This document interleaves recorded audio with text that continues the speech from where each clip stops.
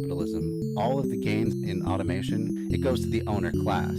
All you have to do is have everyone be an owner, and now suddenly any gain in automation is a gain for everybody. If you grow just one thing, it may not grow as well as if it grows with another thing. A good example of that is called the Three Sisters method of farming. There is definitely multi-apartment buildings or multifamilies that do passive design. $100 million that they gave to Joe Rogan that they would kind of be out if they breach contract. Is that a bigger number? Or is 2 billion a bigger number? I don't know, Zach. It's a tough one. I It's know. really hard. And maybe comparing numbers is not Jeremy's strong suit. Gotta go kill a Jenny. I still don't think you should kill her. I don't think it's a good idea. It's a ghost, dude. Welcome back, everybody, to Bread Theory. Tonight, Dan Platt of the Three Left Show, as well as What's Left in Albany, is joining me once again, and we are going to be discussing some more about Utopias.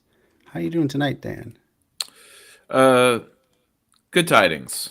Though I would say our topic has shifted from Utopias themselves to the implementation of building the new world in the shell of the old. So I'm more like practical utopianism, utopian practice or praxis. Praxis. Though, what is the theory of utopia? Well, I suppose when we have the best political theory or political science, and we want to put it in practice. So, there you go. So first, how you doing? I know things have been tough this week. They have been. Yeah. It was supposed to have the third annual Lefties Awards on Saturday, but as I was about to go live, got a message that my little 1-year-old nephew was sent to the hospital, and he had low. Yeah, so he had low blood oxygen levels. He was, pretty listless and not doing too well. And he's had some health problems already in his young life. So I was pretty worried about that. I was in no place to do a show at that point. So we baby problems. Stayed up half the night just, waiting for news about how he was doing, see if we needed to come help and stuff like that. So, so that was my weekend. How have things been with you? I went skiing at Gore, which is a publicly managed mountain, and two mountains in New York are publicly managed as part of a national park, the Adirondacks. One is Whiteface. That's the mountain at Lake Placid where the Olympics was hosted twice, and Gore. So, but that doesn't really make it cheaper, but it does mean that it's less of a commercial, like Megaland, half amusement park type place. It's just skiing. So you keep it simple. And it was really freaking cold. Yeah. I was slightly underdressed, but it's kind of hard to be bundled up enough when it's as cold as it can get, really. Sure. Especially when I was comfortable when I first started, but then the sun went away and didn't say when it was going to come back. Oh.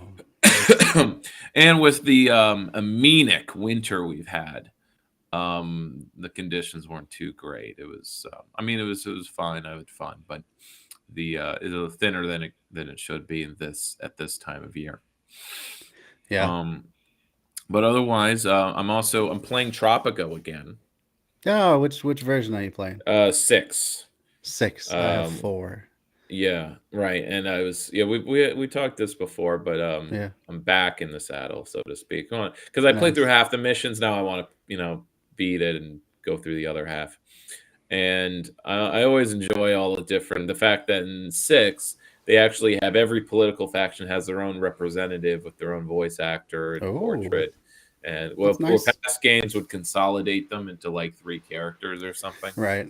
So now, you have the environmentalist hippie girl who, when you do her ask, it's a favorite of mine where she's like, "Oh, thank you, El Presidente.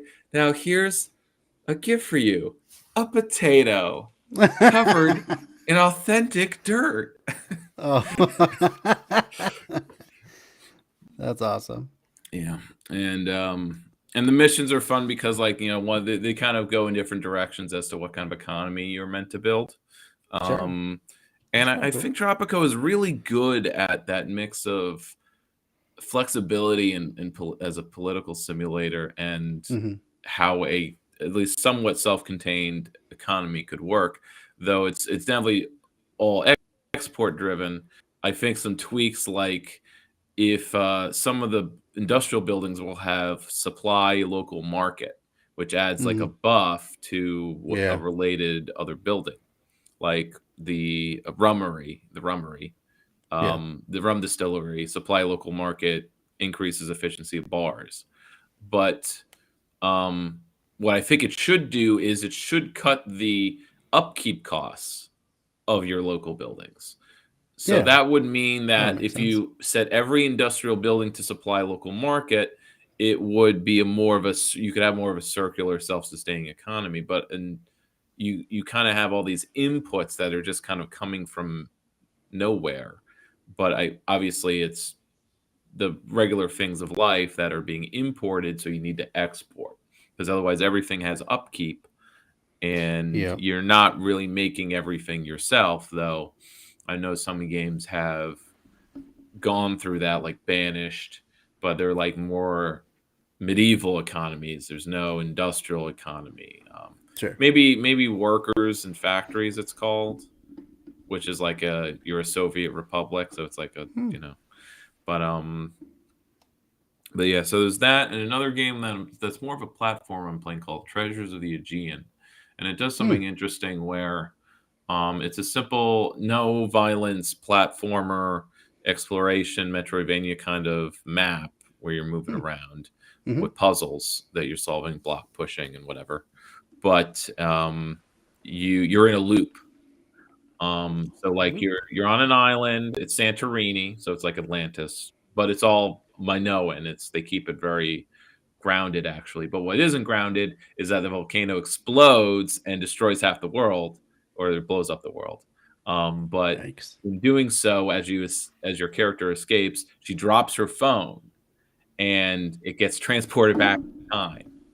And so you have this tablet of like the prophecy, and you're filling out the map on your phone, or you're making notes on your phone, as you go in the menu. And so with every puzzle you solve and things like that, you're filling out the phone travels back in time, and the prophecy tablet fills out with all the info. Oh, that's so with each loop, you're adding more info so that you can go through things faster, sort of like Phantom Hourglass with Zelda, but much better. And there were ghosts where basically if you solve the puzzle, the ghosts were like, "Oh, we're all stuck in a time loop. I'll keep this door open. You won't have to open it again next time." So that sounds fun. And it's a very diverse map because you have the ruins, but you also have this Ottoman fleet. So there's ships and caverns and lava. It's fun. It's not taking me a long time, but I'm starting to hit a wall where I need to find these little items to open up the puzzle. And yeah, and I can't find these items yet, but I'm sure I'll get there. Yeah, interesting. But the other big personal news is I have done something very foolish. I have become an officer for my union local. Hey, congrats. I am now the treasurer, and I got my since I signed up for the training, I got this big ass folder with all of these training materials to read. And my mind's swimming, but it's not too difficult. I just have to make sure, collect the receipts, file them, and I'll learn how to write a formal, official organizational budget. And balance a checkbook, which for this millennial is just scary. I haven't done in how many years? But what's interesting? Something it was in a meme of like things that are done in Europe that anyone in America would obviously support. And one is the fact that they don't need checks in Europe because you can just transfer money from one bank to another. And this is something that checks only exist because banks don't want to touch other banks, or they don't, because they're competitors. I guess they don't want to interact. They don't want to have a central banking system. I guess some place, it's so they can't touch. So they need to Weird. use it. You need to use a check, and that's why we have Checks. all this Intermediary. we have all of this extra steps in transactions and things, mostly because of our competitive economy. And this is where the inefficiency that we need to throw out there to people, that a competitive economy creates all these inefficiencies because there's a lack of trust and cooperation. You need all this redundancy and Yeah. distrust about money and how you get it and how you transfer it. And so we've created, the cash apps, the literal one, but I mean the money transferring apps exist to fill this need that the banks still don't want to touch each other, but they'll touch the app, so to speak, as a financial service. But then everyone has to get a cut, whatever, Yeah. however it works. Yeah. But yeah. So that's different than like just Venmo or any of these cash transfer apps somehow, or? Well, that's what I'm referring to. Oh, okay. It's taking the place that we millennials and Zers and younger do not use checks. Okay. And even the older folks are now starting to use checks less because of all this tech. But the union still does. We're still using checks to pay for everything because I guess it just allows us to keep track of what we're spending. I guess get a paper trail that way, huh? Otherwise, well, I mean, the credit card leaves a paper trail, but that's just and a we're digital using one. that. That's true. We're using that just as much. So Sure. But I think in terms of actually paying individual people, we're still writing checks. Interesting. Which is a case of the honorariums, which is the other fancy name for a stipend. But it's not a stipend, because a stipend is when you're paid to do something, like you're using the money to do something, right? Like, and it's not like it's the means of getting something done. Right. But an honorarium is, no, you're being paid because for your being an officer. Right. So cool. Well, that's awesome. That's big news. Yeah. So even if they ask me to do something I don't wanna, I'll say no. And if I say no enough times, maybe I'll be asked to leave. But that's not really likely. I'm on the down low. I mean, it's the internet, but I'm filling in for someone who is flaking out. Rather for the last half a year. So they're not in receivership or anything, I think, but the regional, not regional, I think it's from the state level, because she's in Long Island. But anyway, someone from the the main union, the statewide, came to fix our books. She was whiting out like the checkbook, because it was like filled in so wrong. Oh no. Yeah. So she was like, a mess. Yeah. Yeah. Jeez. So she was talking a mile a minute. My mind was swimming, but I also got the sense that I'm just going to be talked through everything the first time, and it'll be slow. And I haven't been really asked to do much yet, except I'm the one who's going to check the mailbox and whatever. Which means, but the downside is, the nearest post office is in the Capitol, and I have to go for security. And once you know it, my main work shoes have metal in them. Steel toe. So Man. I had to take them off this morning. Real fucking bullshit. But anyway, I mean, the state trooper knew exactly what was wrong when it's like, oh, there's steel toe boots, or not? They're not boots, but shoes. I'm like, yeah, god damn it, I gotta take them off, don't I? That sucks. Do you have a metal detector at the post office? Or no, because it's the Capitol. Just because it's a Capitol building. I thought you said the post office was at the Capitol. Or something like that. It's in the Capitol. Okay. You have to get into the Capitol first before you get to the post office. I know it's a leap, but the New York State Capitol has a lot of people with offices, and they're not going to walk anywhere to go to the post office. But anyway, particularly this is fair enough. To be fair, it's like an annex that's just it's the smallest a post office can get. It's just a place that receives the mail, and it's just a collection site, basically, or distribution site. Oh, yeah, okay. They don't collect. I've tried to mail something from there, but They don't do that. But there's the one technically 4 blocks away, but it's in the plaza that's adjacent. So it's in the neighborhood, so to speak. Gotcha. Well, that's cool. Yeah. Well, yeah. Hope you don't get stretched too thin, though. I mean, you already have the radio station going and your Yeah, podcast. that's the risk. But I think I wouldn't say it's because we have tech help on the radio station side. So there's a number of tasks that I can just have him cover and work out. And I can focus on just training people.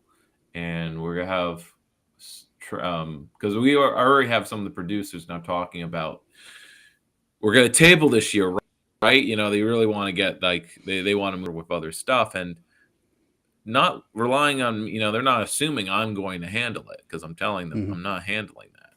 Right.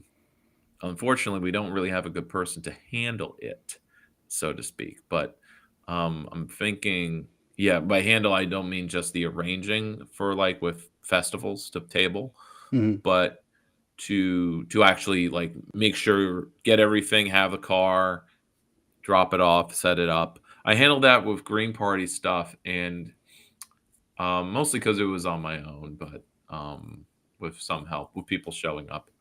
But it was a little exhausting, even though it was just a few times. So I can obviously, want to make sure they can handle it before we go, because otherwise it's embarrassing to try to set up, and then it's a big mess if you're not coordinated enough. Because that's what happened with our early in the radio station in development. They were trying to do it all, and they ended up doing everything, messing up and not following through all the way. Like, they missed the loadout time in the morning, so we had to park at the edge of the park, that the main big festival in Albany, and walk everything in, which was just such a fucking pain in the ass. That sounds like all because they missed the loadout because they were, not organized. Gotcha. But that's when we were supposed to have a GM that handled almost everything, or was meant to delegate, but they wouldn't be able to because no one was trained to do any of the things the GM was doing. So the more people that know how to do these things, step by step, learn how to do them, the better. Because last year we had someone stepping up to handle it, but they only help when it's convenient, and then it became inconvenient. So their numbers being put on the forms, but then they weren't returning calls. So vendors, the word vendor was used, but the organizers of festivals would, be calling our secondary, person, but she's not the person who's able to handle it. She just filled out the forms, I think. So she took care of those steps because she's able to, but she's disabled and doesn't have a car. So it's like, she's not gonna set everything up and whatever. So we only tabled once last year, but that was just when our station went down, so we obviously weren't going to table more. So that's, we'll get back in the saddle. It's a slow crawl, but I think I was comfortable enough to take this on. It was also a matter of being asked back in the fall and saying, ask me again when I've been here a whole year. I've been at my position for a full year now. That means I got the 3 weeks vacation and all the things the workers can only dream of. As far as being a state employee goes. What is it like? It's great. I had 2 floater holidays, and I used them to go skiing. That's so cool. Yeah. And the union makes tickets half off too. Whoa, nice. Yeah. At least on my mother's membership, but whatever. Cool. Awesome. All right. Well, shall we get into our playlist for the evening? Yeah. I think you wanted to start with the Liquid Democracy Governance for the 21st Century video. Yeah, that's where we left off. Is that right? Yeah, okay. Yeah. Did we leave off on that last time? I think. That sounds right. And you were left with many questions. You were left with wanting to know more, right? Yeah. I don't know if I enthralled you or not, but definitely. Okay, so I watched more of Liquid Democracy channel, and it was kind of tech bro-y, moderate guys who were not very interesting to listen to. So this is one of them, but it's a short talk. So it's just him kind of giving a, oh god, yeah, and it's his site is United Vote, so it's sort of I'm not sure what it is and who funds him or anything like that. He kind of he's just some college student, punk college student, I guess, at this point. So he needs more experience public speaking, and there was for a very brief moment a pirate party in America. Pirate party, but that's a fun one. It did not last. It lasted like a year. So I think they started a committee, they made a website, and then figured out they didn't know what the fuck they were doing, I guess, and didn't know who to ask. I don't know. They tried nothing and they were all out of ideas. I don't know what happened. So I guess Discord, maybe we need to do some hunting for someone who was involved in that to get the story. There you go. Got to do some journalism, do some digging. Right.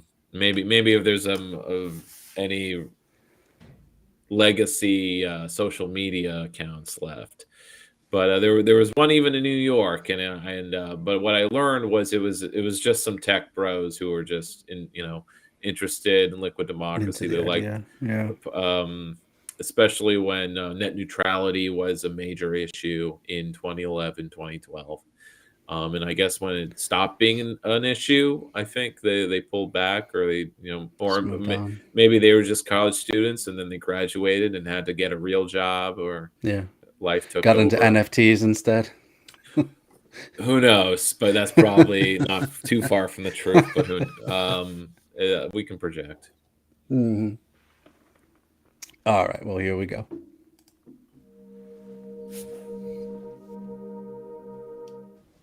Hello, everyone. Welcome back from lunch. See all those sponsors. So many sponsors. My name is David Ernst. This is my first time in India, and it's been really wonderful so far. So I want to thank everyone here for helping to make this all happen. He's a fast talker. This talk could easily cover an hour or more, but I only have 10 minutes, so I'll be leaving out many details. The other guy talked too slow. On the last panel, which was fascinating, there was a great comment from Ms. Lute that the most fundamental right in a democracy is he's talking fast because he only has 10 minutes. How we are governed. Okay. But instead of making his speech more our current democratic infrastructure, our political process, what we call representative democracy, is mostly 18th century technology. A time before electricity, when it took a week to get a single message from one city to the next. And yet it has served us relatively well for hundreds of years. But it's also showing signs of not necessarily keeping up, especially with the scale of how large our democracies have become. There are many issues, but perhaps one way to sum it up is that we're faced with widespread problems of underrepresentation. Now, this room might be an exception. It's an honor to be here with so many leaders and serious influencers, and I really hope you'll lend me your expertise. But outside this room, not everyone feels like they have a seat at the table.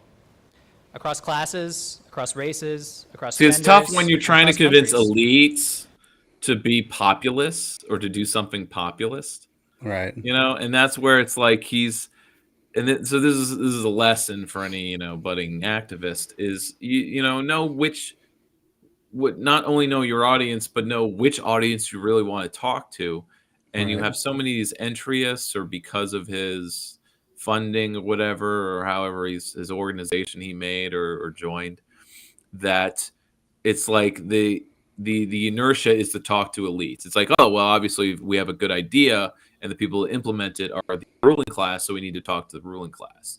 But you're trying to convince the ruling class to do something against their own interests, because it's incredibly naive, I think. And that's what these two guys, that's the word maybe I want to describe them, is they come across as really naive, because they do not seem to understand that it's representative liberal democracy continues and is its own trench because it's in the interest of the ruling class, and then of course it's eroding because they don't need it anymore, or it's managed to a point where it doesn't matter.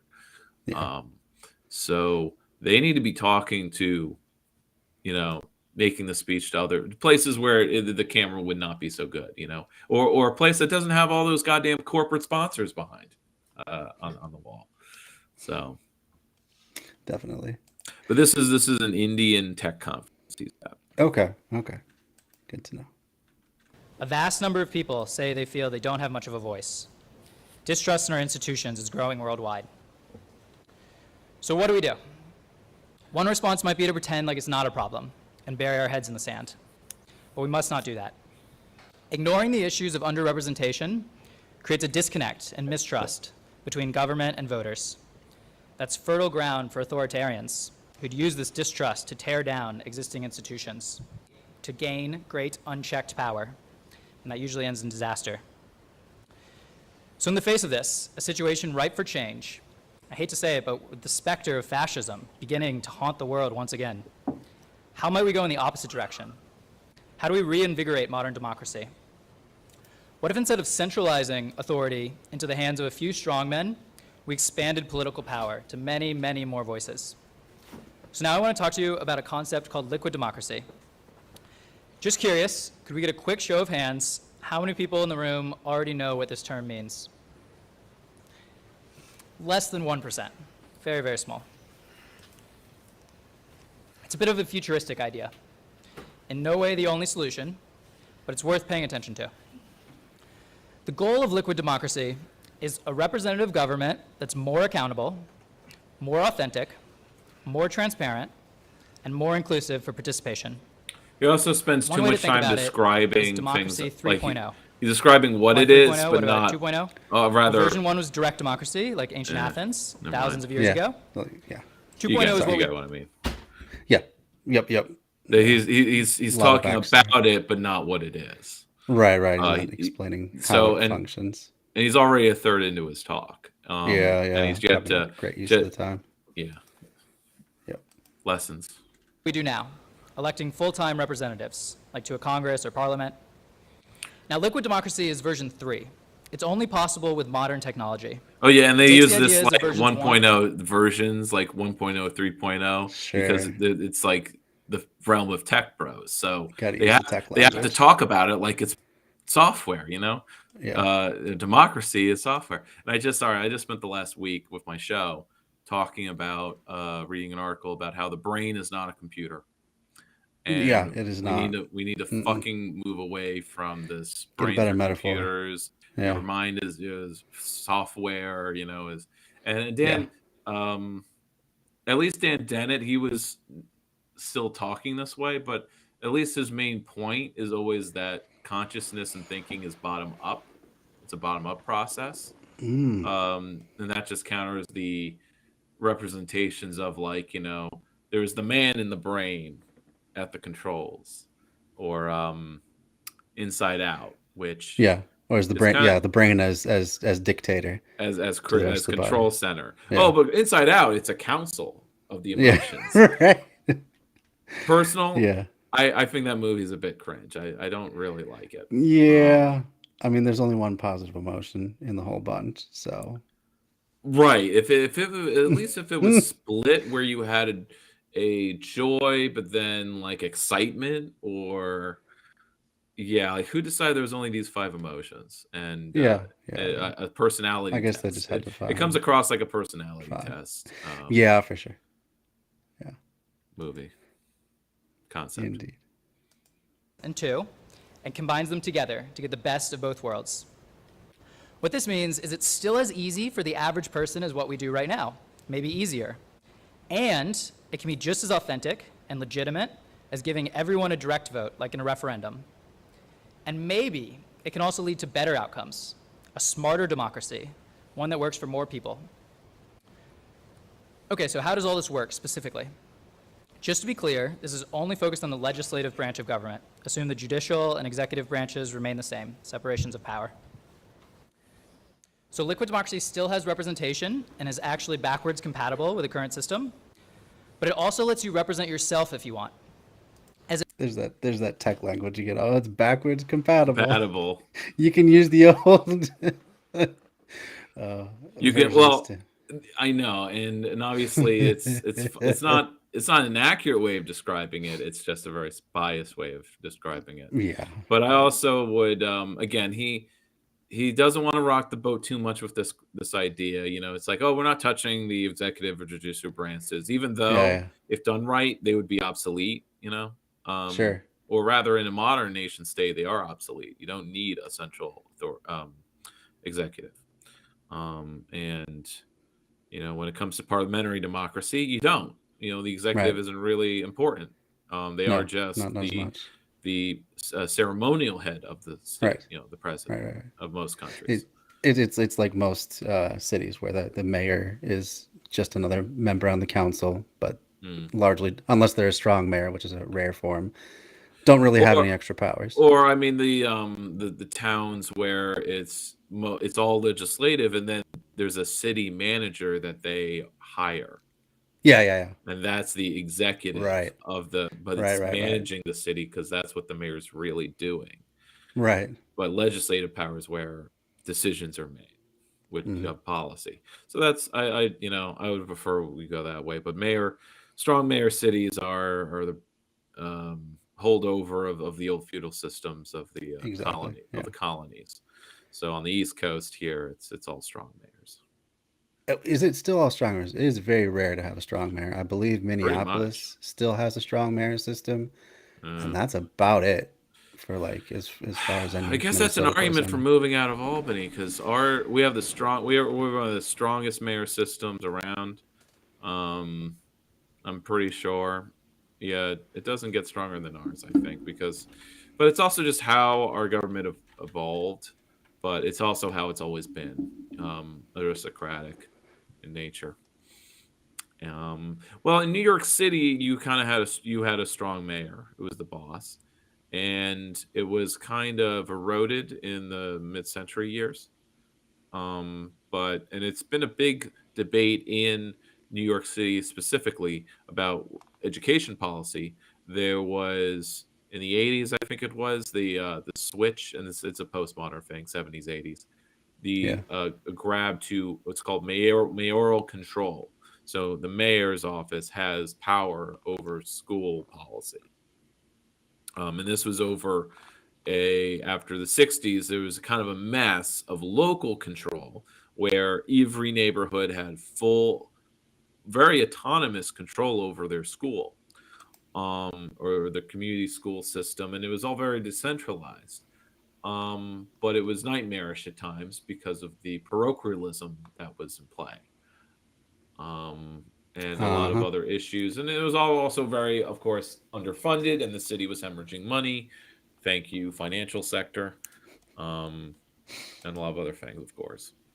White flight, and there's books on it, but there was local political reasons why there was a switch for mayoral control, but now it's on the table at least it's an election issue of like, are you for mayoral control or not? Because there's enough voices that want to, reverse it. Yeah, that's good. I just looked up. It's even worse than I thought in Minneapolis. It was only as recent as 2022 when the voters decided to shift to a strong mayor system there. And now Mayor Frey says he wants to, let's see. So it was this year? It was just last year. So there was a ballot measure shifting the city to a strong mayor system.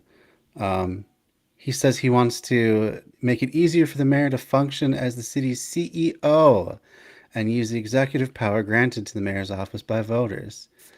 Ugh, I really hate Jacob Frey. Wait. So this is new information. It sounds like this would have been a big campaign last year, and you weren't aware of it? Well, I mean, I live in St. Paul, so. St. Paul, not Minneapolis. Yeah. Okay. Yeah. I have not. You're next door. I didn't know you were in St. Paul. You've always said you're in Minneapolis. Well, I switch back and forth. Got to keep the trolls on their toes. But no, I'm in St. Paul, so they're not enough people know. Yeah, I get you. So I wonder what he's just a horrible guy in general. I guess it was a low turnout. Like, what's the story behind that campaign? I mean, I don't how many know. voted for that referendum? Why was it? Why was it approved? what was at stake? Why was it brought up? Like, is it a power grab? Was there a reason that he justified? Yeah, let's see. I'm trying was to it the skim it riots quickly. or something? I don't know. I mean, that's probably it. And he handled the George Floyd protest just horribly, absolutely horribly. There's no And right even way. he came out, he tried to participate in it, and they booed him off the street. He Yeah. was so bad. Just, you know, oh, they want to use tear gas yet again? Yeah, sure, rubber stamp it. Yeah, he was totally on the side of the police that entire time. Reminds me of the Portland mayor who came out and got gassed himself. Oh, if only that had happened to Frey, but no such luck. Yes. The CEO. Yeah. Run the city like a business. It's or a kitchen. God. It's like balancing your checkbook. Gotta. Wait a minute. A quick history lesson. Quick diversion here. Before November 2 vote, which asked voters if they wanted to shift certain powers to the mayor, consolidating administrative authority over all operating departments under the mayor, the city's legislative policy-making and executive authorities were shared between city council and the mayor. Though there were exceptions, most notably the mayor's singular authority over the police department, which is why Minneapolis Police Department has been historically one of the worst in the nation in terms of shooting people for racist reasons. I mean, it's the mayor's army. Exactly. That's how it functions. City's executive committee, which was made up of the mayor and a group of city council members, appointed department heads for Minneapolis's charter departments, including public works, health department, so on and so forth. At the time, the appointment process had 4 steps, blah, blah, blah. It was a complex process, even compared to the federal government's 2-step process for appointing members. Who the hell cares? It's just too complicated. It's too messy. Took too much of my time. It kept me from the golf course. Yeah, so it says for the last 100. Yeah, you're right. That's really what it is. Less time to schmooze with donors. Is repeatedly cited as a challenge for the city's operations since 1923, supposedly. And yet the city has not burned down. Amazingly. Yeah. That one building and like half a block. And that's that's true.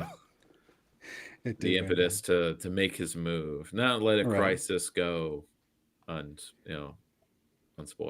Was it? Yeah. Unexploited. Yeah, never. But yes, the hiring or appointment of department heads is a pretty important, and that's kind of one of the things that decides the strong mayor versus weak mayor is who's deciding who's in charge of actual city governance, or city operations. Because otherwise, then the legislature, like the national level, it's like, oh, they're the holder of the purse strings. Money is like, and that's where the real power is. No, not really.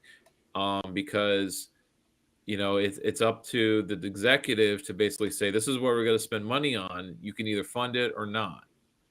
And that's not real power because the choice is now out of the hands of representatives or delegates, whatever it would be. It's deciding what the options are, and that's something that needs to be brought up when advocating for democracy. It's what I need to do in Albany. It's always a matter of what people are complaining about is that the fact that we're not given enough options and that we had no say in what the options were. And there's a what is it called? Legislators get by, like, maybe it's a lie they tell themselves that, like, well, I have some power in that I can tweak what the option is, or by with the power of the purse I can tweak how it's implemented, the option that I had that the mayor has the ultimate authority of what it is, or the people that the mayor appoints. And this is the case with the federal level. The president appoints fucking everybody, and the Senate or the Congress just approves them. Yeah, just take it or leave it. And so it's so on top. It's interesting how powerful the president has gotten, and it's very much a development, a dialectic. Oh yes. Well, over American history, it's a dialectic. That's Absolutely. As we got more imperialist, the president had to become more imperial, and then I guess that's the more imperialist your local economy is, perhaps the stronger the mayor will be. Yep. Well, yeah, it would come as no surprise then that is exactly the direction that Minneapolis is moving in. Mayor Frey says, "Oh, this is too big of a job to do myself," and so he's going to appoint a cabinet basically to oversee all these operations. So just taking even more power.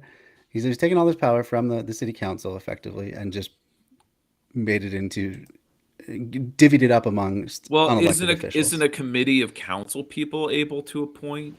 That's right. Cabinet? Like if it's too hard to do it yourself, what then is the purpose of consolidating it all under one? And if the departments are so big and complicated, then those positions should be electable. Right. Yeah. Yeah. How about that? But yeah. That's very unfortunate, But that's the centralization aspect that you elect one person to make all the decisions versus basically making 10 decisions on election day. If you were to elect each cabinet head, and this is too much for people to process.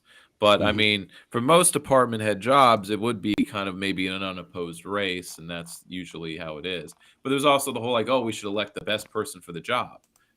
But isn't that how an election works? You're supposed to elect the best person for the job. But that's also the kind of internal American debate of, is the person you're electing, because we've slammed roles together and centralized them, is the person you're electing meant to be your ideological partner? Someone you agree with politically on positions and issues and policy? Or is it the bean counter who's just meant to manage government the best way? The most efficient, or the efficient administrator? The technocrat, yeah. Well, a technocrat isn't just the efficient administrator, but the person who says, well, the most efficient way to govern is to automate it. Yeah. Right. And that is a mission in Tropico 6, where interesting. The only thing you do is the only mission is step 1, which is deliver electronics to your cyber operations center to build basically an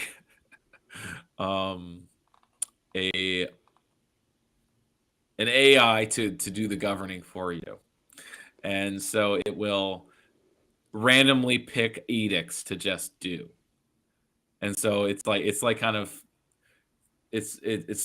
challenge is managing the city while all of the edicts are firing, edicts that may not or have certain effects, and you just need to keep track of what it's doing and how much money you need to be made to offset this cost, or it's changing the healthcare law, it's doing a wealth tax, so now that's a bunch of things. Interesting. I'll have to get that version. That sounds fun. It's a later level, but yeah. Yeah, well, I only have 4, so I don't even have Tropico 6 yet. So I'll check it out sometime. All right. Anyway, back to the video. Then using software on your phone or on a computer, you can see every individual piece of legislation being debated. And if you want, you can vote on it directly, for or against, overriding your representative. Now, I really wanted to keep this talk at a high level because of the time, but a number of people insisted I touch on hacking, especially with such a cybersecurity focus in the room, and it's a very important topic, near and dear to my own heart, as someone who's been building and admittedly breaking into digital systems since I was 10 years old. And so I want to share that our team has developed a new cryptographic proof of vote system that offers similar integrity. We can probably stop here because he's just talking about security stuff. Yeah, in the blockchain. Not how it actually functions. Your vote will be in the blockchain. Yeah. I don't know if there's more, but say what? The blockchain is just the answer to everything now, apparently. Well, this was a few years ago, so it was the answer to everything then. Okay. Well, have you not? I was on my show. I read the main argument from the blockchain socialist, because the blockchain should not be confused with all all of the ways it's been used, For sure. cryptocurrency, NFTs. It Right. is a way of, the argument goes that it's a way of keeping track of transactions without a bank, or without a central money lending agency. Yeah, it's supposed to be open ledger. Yeah. Open ledger, right. Decentralized. But then the question arises, well, couldn't we do this with something that doesn't suck energy? Or if that's all we need, then why don't we just have an analog version of it or something like that? Or why don't we just have a socialist economy where we trust each other and community planning ensures that transactions are fair? So you still have this libertarian, we're all competing kind of, but we're all like, we need a ledger to keep track of transitions because we need to can't trust each other or something. But the whole point of moving to communism is that you don't have these transactions anymore. You just share gift economy style. Right. You're not keeping track because you don't need to keep track. Yeah. There's enough for everybody. We share the abundance. Just like how in Tropico, if you're exporting enough, you just don't need to care about, you can do free housing so no one pays rent. You can do free food so no one has to pay for the food. You can start decommodifying everything, but you have to be exporting a lot, so you have to, that's as socialist as you can get in Tropico. I know, yeah. But the conceit is that all the businesses are kind of state owned. Like everything is basically state owned, which is odd that there's a capitalist faction, but the capitalists are kind of just pleased when you're forcing people to charge for things. Right. So there's more of a wealth stratification happening, so that people's wages are used up or something like that.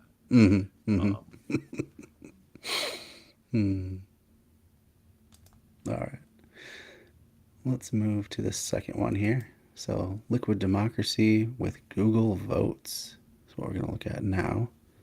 So this is longer. I think you can skip ahead to that first line where he goes for representative democracy. We know what that is. So skip to his intro of liquid. This guy has a much slower, low energy speaking style, unfortunately. But he's a Google guy giving a talk at Google. He's a Google engineer. They don't hire you based on your charisma or social skills. In fact, social skills are an impediment because they could cause you to unionize it if you know how to talk. Oh my goodness! People. Perish the thought. Okay, so the first quarter of this is where he kind of goes into the system, and then there's a lot more that I haven't watched. But we're probably not going to get that far. Okay. In terms of democracy, for the scope of this talk, we're talking about democratic decision making. There's other aspects of democracy, such as individual liberties or freedom of the press, other institutions like this.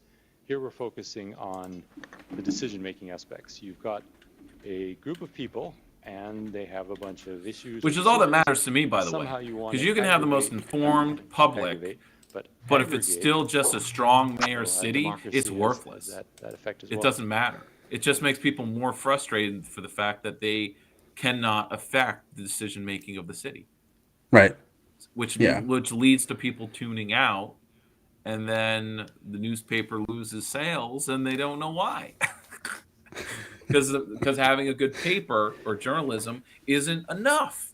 Because no. Nationally speaking, you have all these people doing media and journalism, that's including myself, but we don't have the reform movement to make that well-informed public effective. Because otherwise, you're just left with, we need to elect a socialist for president, Bernie, and would be entryist in the Democratic Party, because that's the tool we're left with, because we're all informed now, but we don't have the way of no way to act on that. Exerting power, Yeah.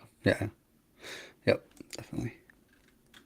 but you want to aggregate individual choices into group decisions. Kind of the options we have right now are direct democracy and representative democracy. Now, direct democracy is kind of like perfect utopia. You know, it's great. It's everybody votes for everything. You have control. You have transparency, accountability. You know, it's fair. Doesn't scale. Does not scale at all. There's no way that everybody has the time and expertise to really vote on everything that affects them at every level. So we typically scale by using a representative democracy system. And here again, we're talking about groups of all different levels. This could be city, state, national governments. This could be the chess club at your high school, or it could be a PTA or a volunteer organization. You elect some representatives who have the time and the expertise to vote for you. Or it's a tyranny of the active. This leads to a lot of... Yeah. The most active or experienced person gets to be in charge. And thus, the experienced person trains the replacement, who's the next experienced person. And then it just becomes a dynasty. And this is something that's totally overlooked by most, I guess, people who...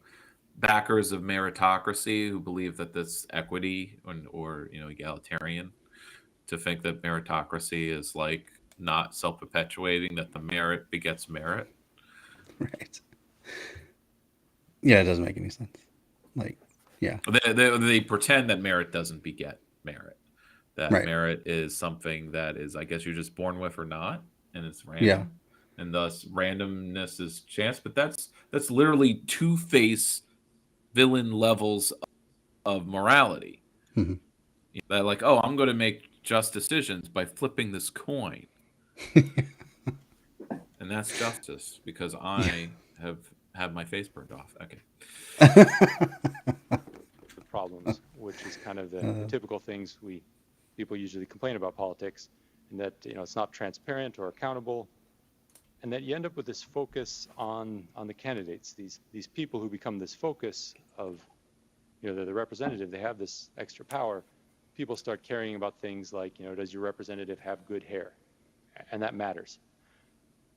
You also get, and as opposed to focusing on the issues, which they have to be tall, too. You also get distortions from the election cycle itself, because elections take a lot of overhead. And you get silly things like, oh, we can't make this happen. It's an election. So much so that the governor can say that an election costs too much and just not hold it. What are you referencing there? What are you talking about? So you know how corrupt New York politics are, right? Yeah. So let's say you have your representative, like you're in the Bronx, and Representative Espada II gets arrested for corruption. And so you're without a representative, and so you need a special election to replace him. Right. Yeah. But that costs too much, and we need to trim our belts and do more of less, as Governor Cuomo would say, said a lot, and just not have them, just not have that special election. You can just be without a representative until the next election cycle. Wait, this actually happened recently then? It was 2014, between 14 and 16, but there were 3 districts that needed to have a special election to replace their representative, and they just weren't held. Cuomo just apparently he had the ability to tell the Board of Elections not to hold them. How did he get away with that? Like, machine politics is very powerful in New York. I guess so. Wow. And it's sort of why I get really upset when anybody suggests that a Republican could win the governorship. I know Pataki was a Republican, but he was as Republican as most Democrats in New York are, which is why he won. So, if anything, Pataki was a Democrat with an R next to his name, while most Democrats are Republicans with D again next to their name. Yeah. So, but as far as party goes, I'm upset, when it's suggested that like Democrats aren't going to win X race or the governorship. There's governor, the Hochul could be beaten by who was it last year? Fuck. The Republican challenger. Recall. And well, you wouldn't know. But I remember Hochul, but yeah, I don't recall. Well, I'm surprised people know who Hochul is. But she doesn't have a national presence at all. So anyway, there was suggestions she could lose, or we need to vote Democrat, lesser evil voting. So fucking stupid, and it's like you're an idiot. Machine politics. Like Como was unbeatable, and challenges to the left had to come in the form of not a working family parties actually, but in a primary challenger who is Teach Out and the other woman who's a Bernie surrogate. What was Teach Out and Symphony Nixon was the other one. So I guess I'm thinking of Teach Out. I'm thinking of Teach Out, and they could only win a third. So in a Democratic primary. So and afterwards, everyone. Progressives had to endorse him, kiss the ring, kiss his ass, and of course, as a Green, I'm never gonna fucking do that, and I would always just like, you guys are fucking losers. You think like, oh, we have to fight in the primary in the Democratic Party. That's the only way we can change things. I'm like, well, you're as much a loser as I am, I guess, but I don't have to fucking kiss Como's ass. So. Anyway, sorry. I long digression after just pointing out that a strong executive can basically do whatever they want if they're popular enough and people aren't upset at them over things like Me Too. It was interesting that he only had to resign or not run again because of Me Too stuff. So it's the social issues will get the Democrats every time. It's never political corruption because liberals don't. They don't give a fuck. They just don't give a fuck. Don't care. They didn't care at all. You bring it up to them, and they're like kind of a shrug, or they're kind of surprised, but it doesn't really shake their faith in the party or anything like that. Yeah. Well. Purely an artifact. So liquid democracy is a design to approach the shortcomings of both approaches and take the best of both direct and representative democracy. So in liquid democracy, or delegative proxy is kind of the term you'll see in the literature, people can delegate their votes to others, and you can delegate it at any time. There's no elections. You just use a tool to set who your delegates are. That's what I like about that. Anybody can be a delegate. I like that there's no set election.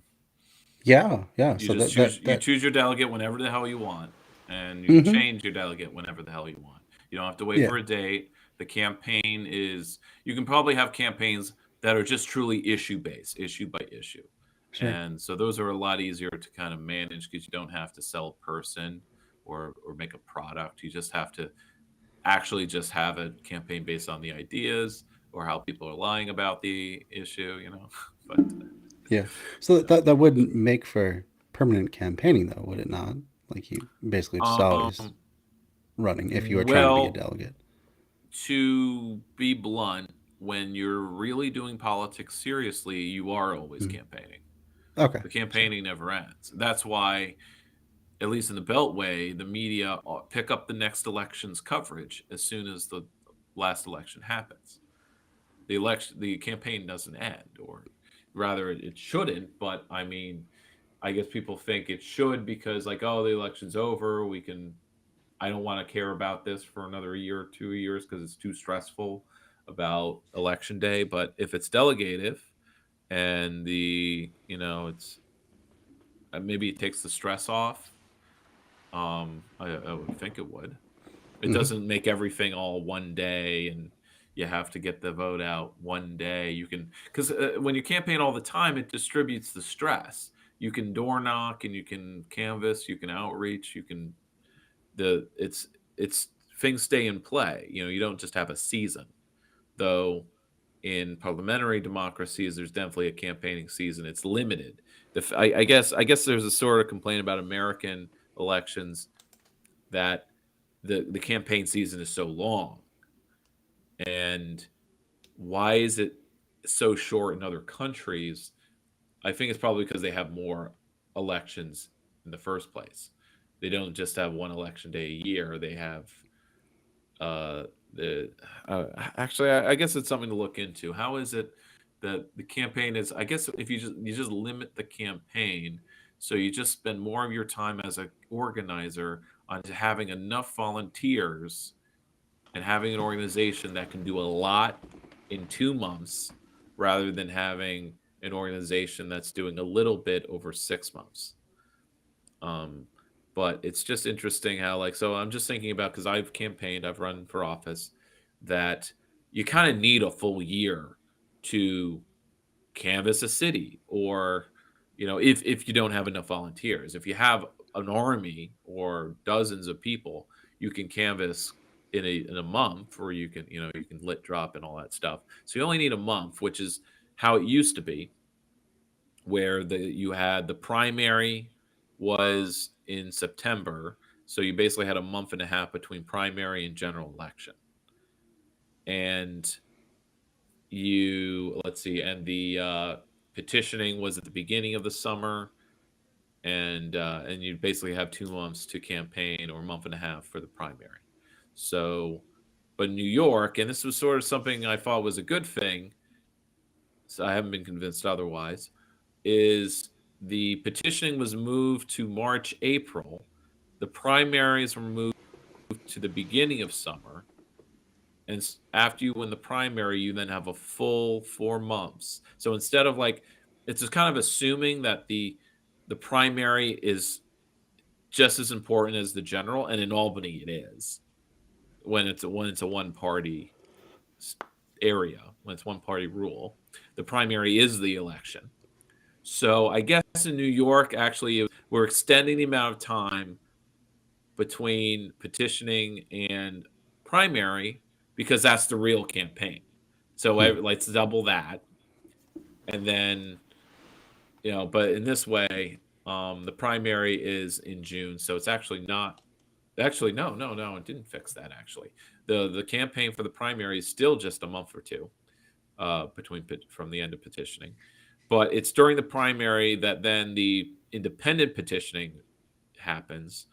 And then you basically have 3 to 4 months for the general election campaign. So that's a lot of time, but it's also, you kind of need that long to organize, to canvass. Weeks go by like that. You know how fast the year moves. Sure. As adults. Mm-hmm. Yeah. So I guess that's maybe that's something to read about. That... Why and how are such campaigning able to? So I guess we need to talk to some European or Australian activists on their campaign season and how things really happen. Maybe because a shorter season means you're spending less money, assumed. But that's not really the case. You can just spend twice as much money in the same amount of time by buying up the space. Okay, we're not moving fast. Getting a little far afield, but that's no problem at all. Yeah, that makes sense now. I get it. Delegates are often people you trust and or that people they know. And delegation is transitive, in that if I delegate to one person, they can delegate to others, and my vote can flow through this entire delegation graph. Now, you never have to do what your delegate said. Okay. One small question. So in this graph, it's all flowing. Well, wait, no, now that arrow there is going in both directions. Yeah, that's so odd. I'm assuming he's a once you are not a graphic designer. Yeah, that's true. But so I'm assuming once you are a delegate, you couldn't then just redelegate all of your votes back onto someone who is delegated to you. It just seems like it could be a tangled mess if people are, you know, Mr. Double Horns does to this guy and then delegates to the lady in the green circle, but then she delegates back to Goatee Man, who delegates it to Orange back to the Devil Horns. Like it couldn't be circular, I would assume. No, I assume it's one way. Mm-hmm. You're delegating up, you know. Sure. And yeah, it would make no sense for a delegate to delegate to one of their sponsors, I guess, let's say. Yeah. Sponsor is not the right word. Proxy, sorry, one of their proxies. Yeah, proxy, that's a good word. One of the people they're proxying for. But yeah. Then I think it's just a lack of graphic design expertise. I don't think there's a reason. Yeah. Well, I was just curious how it would function in reality. Well, that's what he gets into in this longer talk, sure. you know. Right, and he actually just shut up and he actually tested it, but it was like with a food fair, so like it was something most people would just vote directly on. Okay. But then it wasn't real power decision making, so like you really need to combine it with participatory budgeting, you know. Okay, cool. So unlike representative democracy, where you kind of sell the farm when you elect someone to be a representative, for example, this character in orange with the cell phone, he's delegated his vote to the right, but then for issue 1, you can see he's got a long arrow and he's chosen to override his delegated vote and vote directly. So it kind of creates kind of a meritocracy. For example, the woman in green, you can see a lot of people have delegated to her. She's kind of analogous to a representative in that she's gathered quite a bit of power, but still all these people can vote individually if they want. So liquid democracy, the earliest paper I could find was written in 1969 by James Miller. And it's quite a good paper. It's only 6 pages, but it's kind of lays out the whole foundation of delegated voting and defines the term delegate proxy. Even kind of talks about computer voting, which is pretty good for its time. I'll mention 2 other papers, and there's a number of others. I have a kind of reading list compiled at go/Google Votes if you want to find out more. Another paper is this by James Green Armitage, which is voluntary delegation as the basis of a future political system. This is just a really good overview of delegation and has a lot of background for different approaches that have been taken up till there. It's a real good introduction to the concept. Then also another paper I mentioned just because this is the paper that seemed to have the most details on like how would you actually build such a system. And it has this concept of hierarchical forums, which is kind of similar to the concept of tags, Google Votes tags, which I'll introduce. There are several implementations out there of liquid democracy. The most famous is liquid feedback, which is used by the Pirate Party. This is the Pirate Party was founded by the founders of the Pirate Bay, who are not big fans of copyright, to say the least. But the pirate parties have spread across Europe, and their biggest success has been in Germany, where they've won seats in the parliament and at various times. In liquid feedback, there's kind of these issues. They're also a controlling party in Iceland. Are they really? At least in the last decade they were. It was something I was following, but I stopped following it. But cool. It was in 2016 or so that they became if not the majority party, but they were like, they're in the ruling. They had the plurality or whatever. Yeah. Because they are economically moderate, but libertarian in values. Yeah. Social values. They're kind of, which makes them more like mutualists, Sure. So when I say moderate, I actually mean between left and right, not just liberal, like liberals. Not between right and other right. Yeah, exactly. That's what. Yeah. Then there's a discussion phase where people talk about it, and then you freeze it, and then people vote on the results. It's kind of a full life cycle thing. There's also some other products out there. Adhocracy, also used in Germany. It's kind of been used by some local groups to talk to their citizens. I don't know if it's really taken off as well as they'd like, but it's kind of got a similarly kind of a wiki-like feel to it. I also ran across a product called Net Conference Plus. I couldn't even find, I saw mentions in the literature, but I couldn't even find any screenshots, much less anything actually running on this guy. But I found a cool little book. There was this Swedish group called Demo X, or Democracy Experiment, that managed to get a seat on the a suburb of Stockholm in their city council, and their platform was that whatever people would vote for on the online tool, that's what they would vote, directly as representative. And they did this for a couple of years, and it was, they had some success, so it's kind of interesting. Okay, so Google Votes. So this is mixing liquid democracy and a social network. There's this concept that a lot of the reason liquid democracy hasn't taken off is it requires a lot of infrastructure to do it. And that hasn't been available, until now, where now we've got this type of infrastructure to. I think that was something you mentioned, a concern you had last time, which was the infrastructure needed to make delegative democracy work. Yeah. Especially on a large scale. And so this is where, similar to, democratic economic planning, computer tools, internet kind of does a lot of that lifting. Makes sense. Votes have better identity and such. Now, given that I'm an engineer at Google and I work for social, you could probably guess which social network I had in mind to implement this on. So the analogy I kind of think of is an electric network. So an electric network, you got a bunch of wires and electric devices kind of plugged together. In an electric network, an electric wire can flow either information or power. And if you're a USB cord, you do both. But social networks, similarly, you've got these links and edges between people. Mostly they're used for flowing information. So the proposal here is to implement a liquid democracy system and flow power through your social network. And this is binding decision-making authority.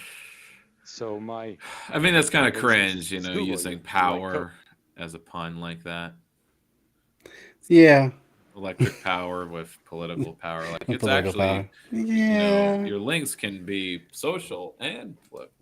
Yeah, I know. I mean, he's he's trying to shoehorn it in. But he's doing it with so low energy, Well, that's true. If you got to use deliver some a pep in joke his or delivery.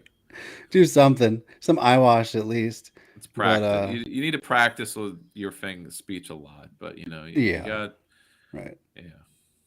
But I mean, there are some analogies between electric power, which is the ability to do work, and political power, just ability to do. I know.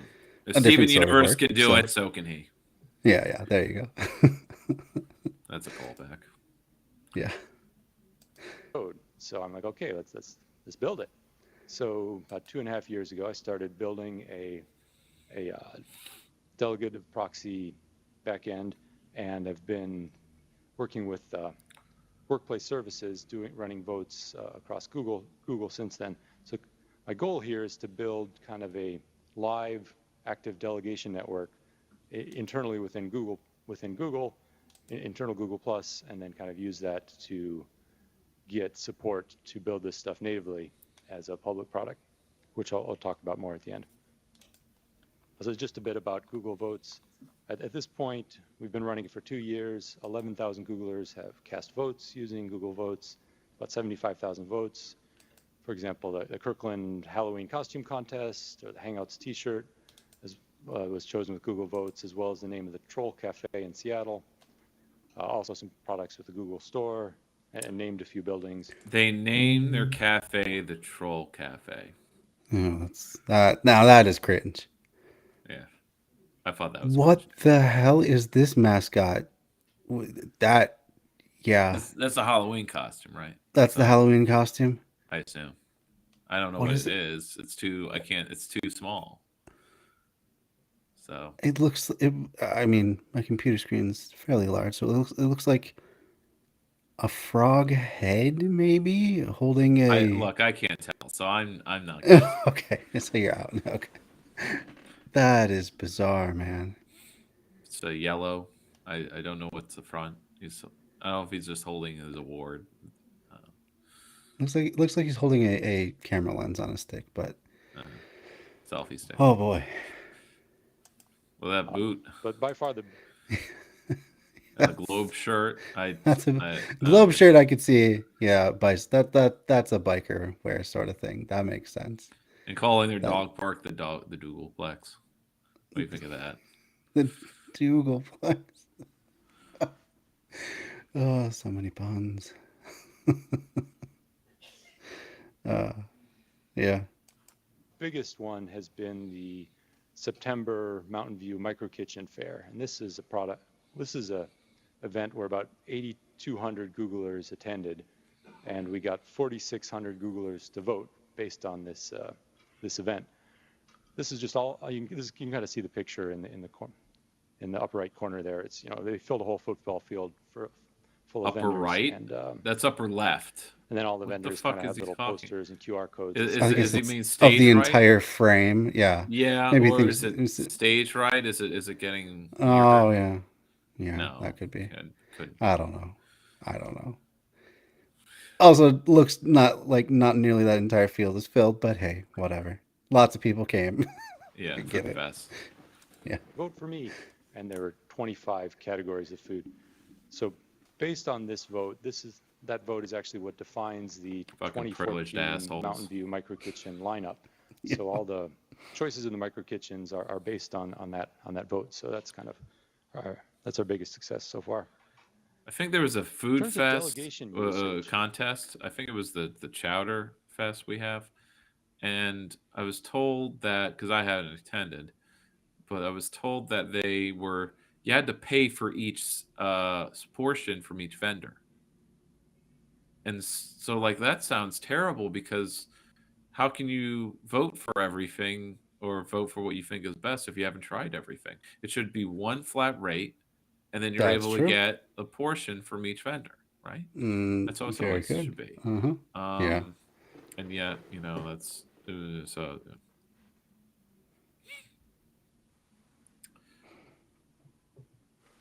Mm-hmm. All right. We've actually, in some ways, gotten. Oh yeah, and he uses cringe memes too. The big thing with building a liquid democracy system is having a liquid democracy system, a decision-making tool, and using it by yourself is silly. You need people, you need groups. It's a very strong network effect. So we're like, okay, how do we get over this hump and get people to actually vote enough to make delegation meaningful? And that's why we partnered with Workplace Services and have mostly been focusing on the basic voting experience, making the UI polished and making it easy to vote. So you can see my talk last week, which was all about on the voting mechanics and the voting algorithms. And you can go to go/Google Votes and find links to that talk. It's about a 35-minute video. Still, we had delegation implemented. We didn't really advertise it, but some people figured it out. And in fact, 9 users out of 4,600, they started sending around delegation ads, which I showed, and the 9 of them managed to control 2,900 votes out of 62,000. So we got 0.2% of the users controlling 4.7% of the vote, which is like a 24 times multiplier. And we weren't even trying, really.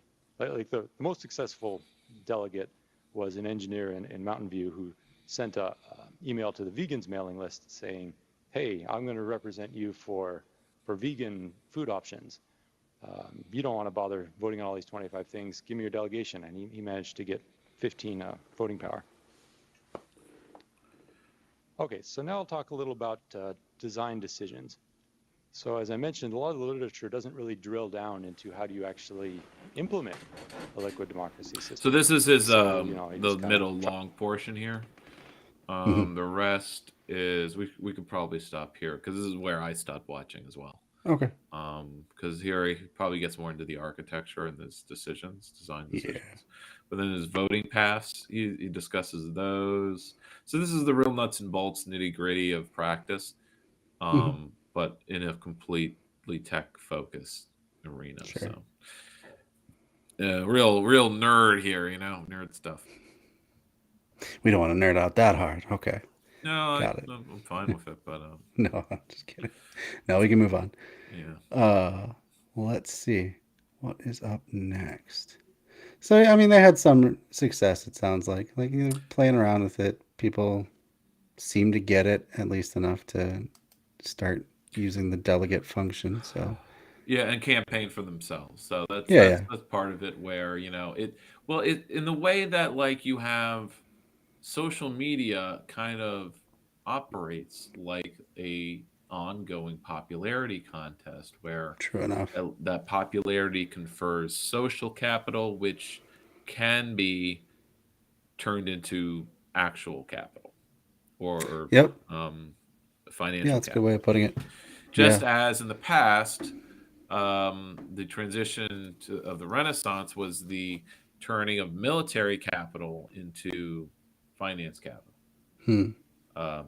Into the Enlightenment, that era is where finance capital becomes the dominant form of capital.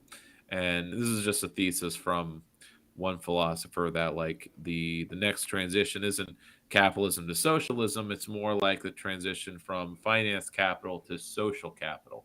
Social capital is what will matter in the future, or as it social capital is only good because it can be turned into finance capital. But what if eventually finance capital gets subsumed by social capital in the same way or a similar way that finance capital, the people who have the money, are then the people who are paying the people who fight good?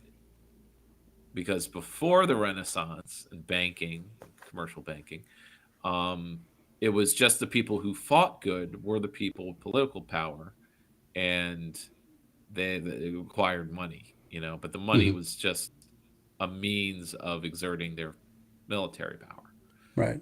Sort of thing. Because nobles, the richest, were also the people who fought the best. One and the same.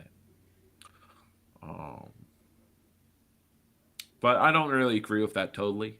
At least it's not also how I want things to go, because people have there's a hierarchy of social skills, or it means that the extroverts will be the ruling class of the future, even though that's sort of the case now too. But maybe an introverted genius can be a good, rich capitalist. Look at Elon Musk. But I mean, you don't have to be extroverted to be rich. No, investor. That's for sure. But a social capital. I wouldn't see how that's more equitable. I don't see how it's. But yeah. But it'd be like Mr. Beast for president, that sort of thing. Or Kanye. I'm just like, I mean, that's what Trump is, all right? He's a good talker. Well, yeah. There's an argument to be made and that's where that was the first exertion of social capital that actually made a difference. I think his positive spin, and he's a Swiss guy, is that like,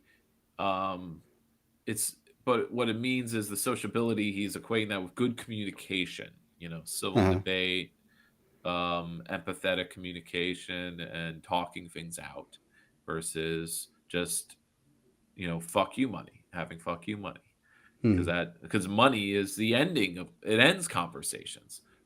True. I'll pay you to shut up, or I'll pay this person to shut you up. Or you will not speak, you will be silenced because I'm paying your salary, kind of right. Yeah. The true danger, the enemy of free speech, the money dominated economy. But so maybe it's a little both. Both is occurring. But maybe it's because we're still dominated by finance capital that sociability is tied to being rich. Thus the Andrew Tate ideology of like, teachers suck. They don't have a Bugatti. Why should you listen or take advice from people who aren't rich? That's right. Where's your Bugatti? Talk to me then. What color? God. What color? Yeah, that's right. That's the question. What color is your Bugatti? You want to be rich, don't you? You want to talk. You want to listen to people who will help you be rich. That's right. Yeah. And book learning. Book learning. That's for nerds who don't want to be rich. No, not nerds. What was the word? Brokies. That's it. Brokies. That's for brokies. Reading's for brokies. And he has said that. He has literally said that. He has said reading is for absolutely. suckers. Yeah. Love it and hate it. By love, I mean hate. So the next thing will be the sociocracy thing. Sociocracy. I think I gave that in for next. Yes, indeed. Sociocracy, the operating system of the new economy. What we are looking at. Let's share that one. Yeah.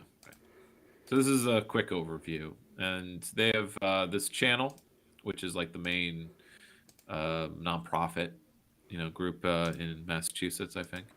They do all the trainings and webinars and conferences, and they have longer videos that, just longer versions of this quick aside. But they have lectures for each instance of it, and sociocracy is very popular, and most of the conferences are involved with all of the co-ops and permaculture projects that are using it. And they have literally like a lecture / conference on sociocracy and permaculture.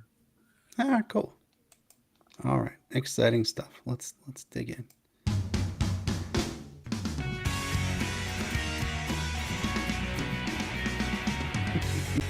You want to make a difference, and you want to make a difference together.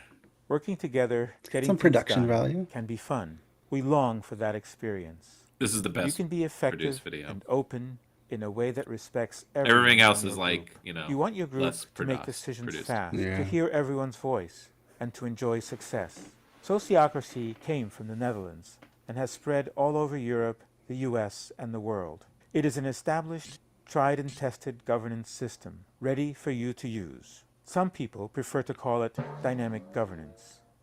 Let's look at Boom. Someone just was itching to use that soundboard today.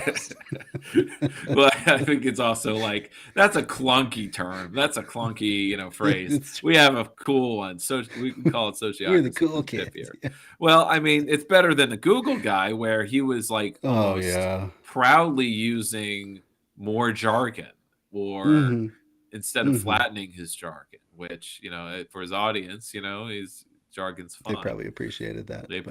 But I don't. No. Because speaking as someone who has his own lexicon of jargon from architecture school, I know that I could not talk about what I'm doing in school if I use that fucking jargon. In fact, with every presentation, I think I would strive to use less of it. And mostly because it was so cringe, because you had people bullshitting their way through a presentation by just using jargon, thinking that they're being slick, like a corporate, presentation where it's like, we're going to optimize the threshold. This threshold is a number of moments that expand on the temporality liquid spaces. It literally, this is how it's written in the magazines.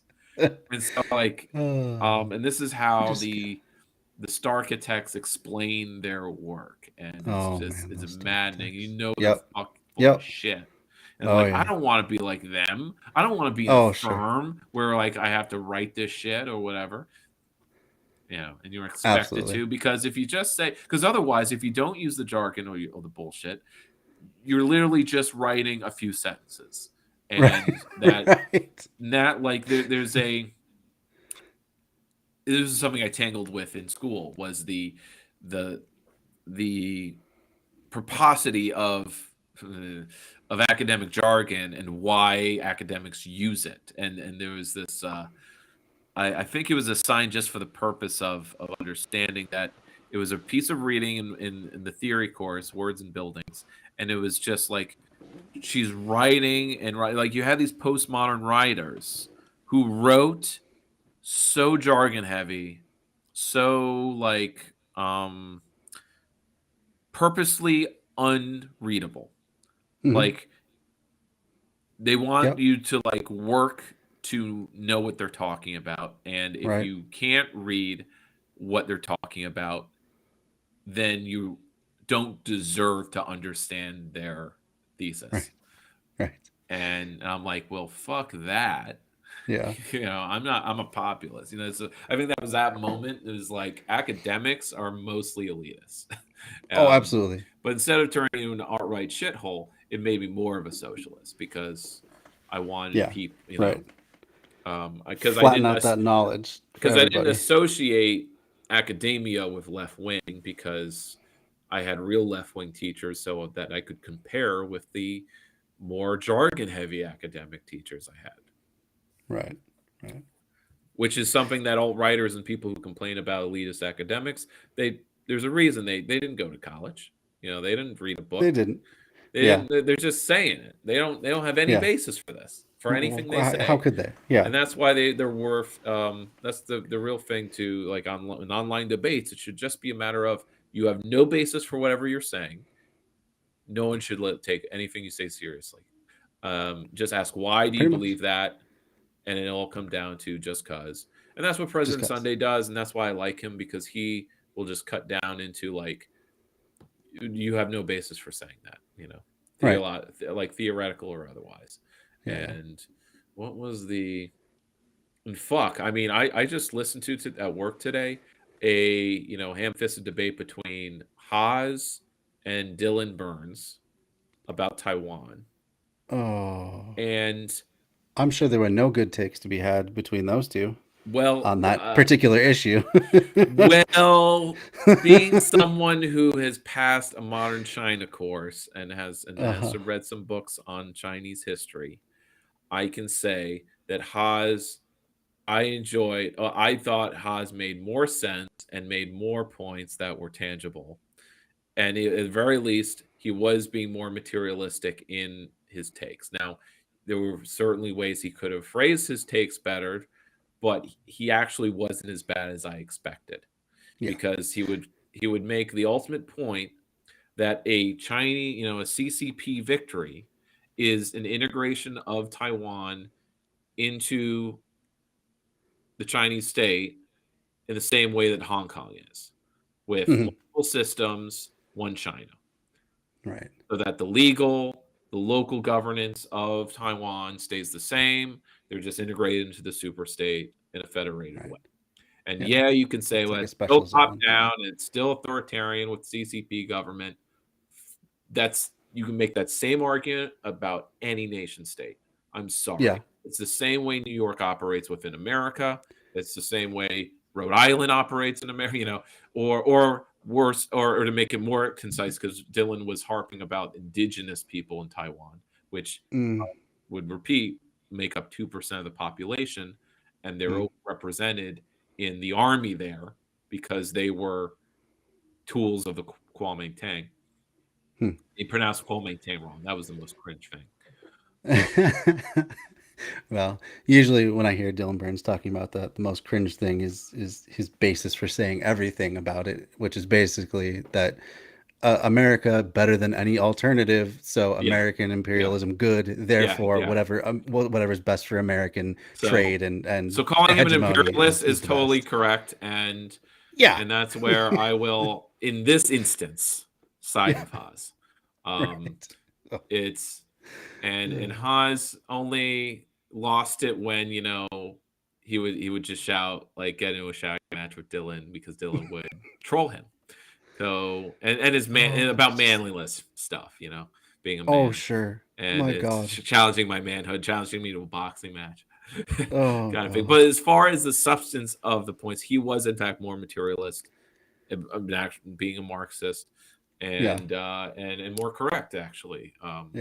Now, what I would have added to the conversation, because Hans was mentioning polling. Now he didn't mention it as polling, but studies of Taiwanese opinion on the subject of unification versus independence or whatever. And maybe because I had read this or watched a video about the polls in Taiwan when the flyovers and it was in the news. And the only thing you can say is that, that's moot because the Taiwanese people, when polled, don't know what they want to do. And I can't blame them. I have no critique. If I was in their position, I wouldn't know like where, all they agree on, pluralistically speaking, is that we'll decide it later. They don't know what to decide. We don't it's split down the middle as far as independence versus integration versus soft uniting versus not. Are we? There's a support for the status quo, which is not saying we're independent, but then also not integrating. So it's just being in limbo, constant limbo. Yeah, but it's one of those things where like now most people living in Taiwan, I'm pretty sure, have grown up under that current regime, that current system. So the liberal what could they really compare it to? Like they don't really have an informed necessarily opinion about what an alternative would actually look like. And Dylan's being dishonest or being a U.S. propagandist. Yeah. I mean, someday he will be a great MSNBC correspondent, Yeah. But using the talking points of like China is going to invade, there'll be a big war, there'll be a refugee crisis of Taiwanese people. They'll slaughter everybody. He makes it sound like it'll be a slaughter. I'm like, I think you're thinking of the U.S. military, but if there is a big war, it'll be because the U.S. military will gets in the way, force the hand. It will be. I mean, they will say, if you're going to integrate Taiwan, we're going to, park the U.S. Navy in front of Taiwan, basically. Yeah. And if there's integration, it means full People's Liberation, PLA occupation, just like Taiwan. Just like Tibet, kind of thing. Right. Yeah.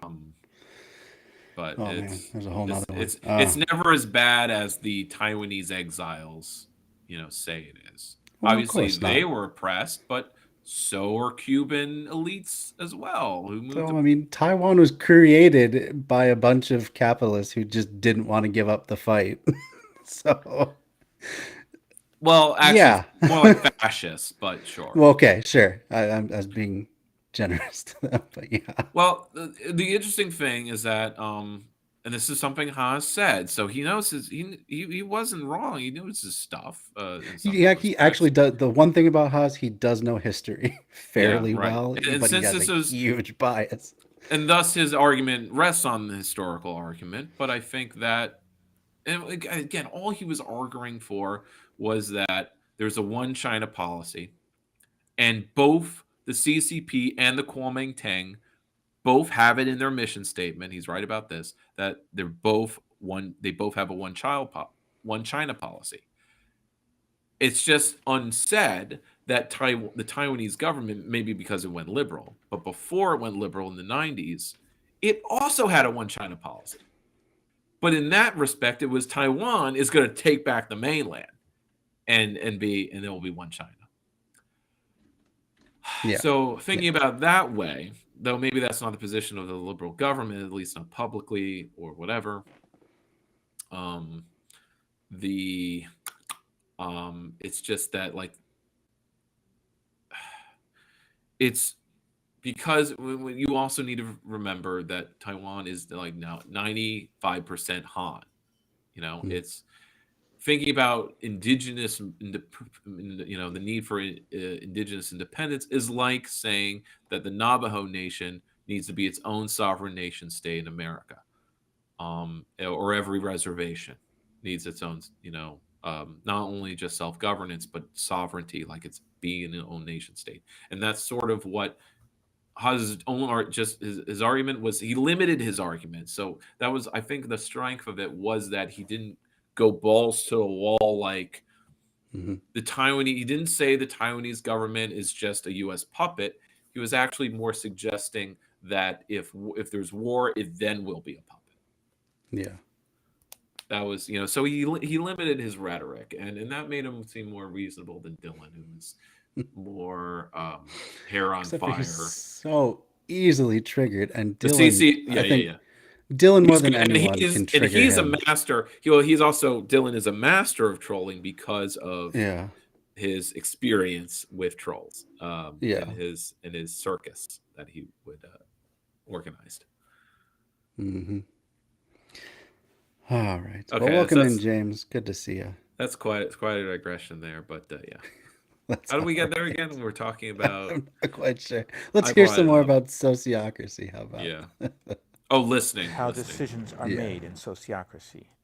An issue will come to a working group. So I was contacted because there was an issue with... The group will create a full picture of what is going on. They will follow a process to come to a proposal that takes everybody into account. In sociocracy, we want all voices to be heard. So you're using consensus, but it's just a part of it. Mm-hmm. It's just a part of it. All right. Rounds make it easy for people to speak, and since you know you will be heard, rounds also make it easier to listen. Instead of stack, we want to make good decisions and have all voices and concerns. Oh, we're cut off. Oh, nothing. It's on my signal. Something cut off? What? Oops. I just paused it. Are you still there? Should I leave? Oh, shoot. You look like you have a full signal.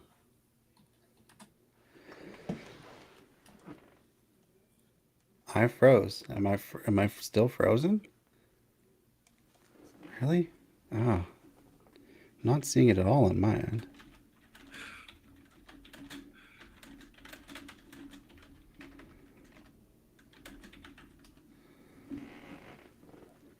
That's bizarre.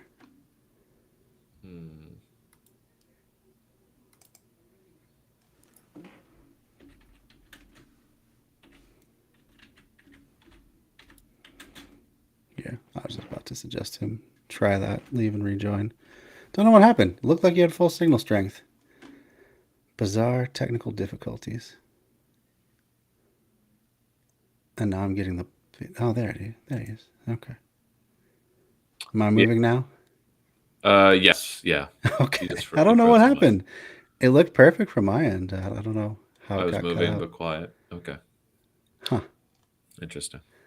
And So yeah, the go rounds are a major tool of good facilitation, especially when you're in a smaller group and stack is just unneeded. Sure. Stack is for when you have a big group, but and you expect maybe 10% to want to talk. But if it's a small group and everyone should talk, you do a go around. That way, everyone is, if not going to speak, is forced to speak. You will give your opinion on this. All right.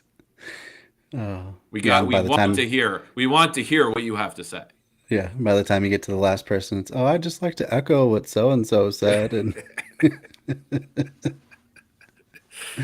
hello, Rob. That happens more as stacks, where instead of just people maybe want to hear themselves talk, or they're a little narcissist in them. Sure. It's on their shoulder, and it's like they heard what they were going to say, and instead of just saying, I second what Janet said. Otherwise, I waive my time because I don't need to say more. Or what I do is if I agree with something what I was said, I'll just I'll add on. Yeah. Elaborate on but what some people will just or piggyback onto to what so and so said. Yeah. But it's usually in the stack that people who don't give up their time and just repeat. And, sure. Endlessly. Yeah. All right. Moving on. Yeah. So Rob's here too. Welcome, Rob. Get equal consideration. Okay, I think we covered everything. Yeah, and I think this should work for everyone too. Decisions are made by consent. We ask, is this proposal good enough to try out? Does anyone object to the proposal? I like how they phrase that though. It's not consensus, it's consent. It's like, is it good enough to move along? Because people get real tripped up on 100% consensus. That is this org and the people in it are very much all people who are disaffected with consensus TM. Sure. And they are very much not going to use that word for that very purpose. And because it is triggering for those activists who have used it or been in groups that use it, and associate it with that one or two or many bad experiences they had with people or facilitator, or who was, I guess, I don't like, for some ideological jack off reason, was going for full consensus. Yeah. But even full consensus, well, I mean, full consensus is full consent by everyone, not full agreement. As I think we covered this last. Right. That people you don't have to 100% be consensus for agreement. Yeah. And is it good enough that we should move forward? Yes. Right. Or try it. We want to try it, not it. Look for the perfect thing that we know will work, because that's what our current liberal politics seems to ask for, and that's how you get a lot of conservatism and Edmund Burke style concern trolling. What was President Sunday made a video on this? He just made it, I think, and I just shared it on my Urbanist page because you had about a lot of that going on. Cool. Yeah. Not everyone gets their personal preference. We figure out a way to improve our proposal until it is good enough and everyone can consent to it. The whole group takes responsibility for the objections and seeks to address the underlying concerns. So let's see if we've dealt with all objection and do a consent. I consent. No objection. No objection. I consent. Consent. No more objections. I don't have any objections, so it looks like we have consent. In sociocracy, we call the working groups circles. Each circle has an aim, a shared purpose. Circles make decisions about responsibilities that are in their domain. Some call them committees. Others call them working groups. Together. They know best what needs to happen. They do the work. They see what works and what doesn't. Let them make the decisions. How do we make a whole from the parts? In sociocracy, we do this through linking. Every circle has a leader and a delegate. The leaders and delegates of the department-level circles together form the general circle. Information can now flow back and forth through the entire organization. The leader typically lets the circle know the overall operational plan and what needs to be done. The delegate makes sure the department circle's experience is heard in the general circle. We call this the double link. I like that. That's really cool. So you don't have just one person who leads the meeting and then acts as the delegate and just amasses all the power. You have different roles of power. You have more power sharing. That's cool. The phrase from Paracom is shit. No, I'm blanking on it. Fuck. But yeah, I'm trying to remember. The capacity of like experience of making decisions, the knowledge, you know, is it's the power that a bureaucrat has versus a blue collar worker, let's say. Sure. Yeah. That's cool. Subcircles are also double linked. That way, we get maximal transparency and efficiency throughout the whole organization.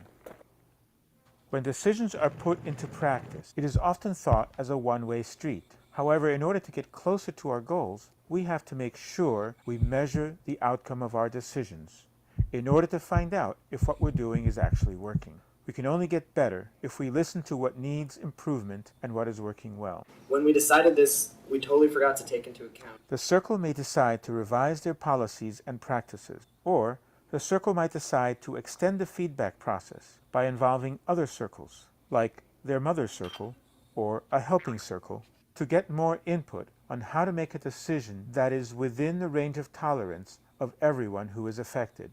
We can continually adapt to our changing world. We don't get stuck. Everybody can have their voice in this. And we will always work something out that everyone can consent to. More people can participate deeply. Our circle structure helps us to be effective. and fully transparent in our organization as a whole. Not everything will be perfect right away. But if we keep experimenting, our organization as a whole will get better all the time. If you're inspired to introduce sociocracy in your organization, we can help. Cool. So they have their own handbook, Many Voices, One Song.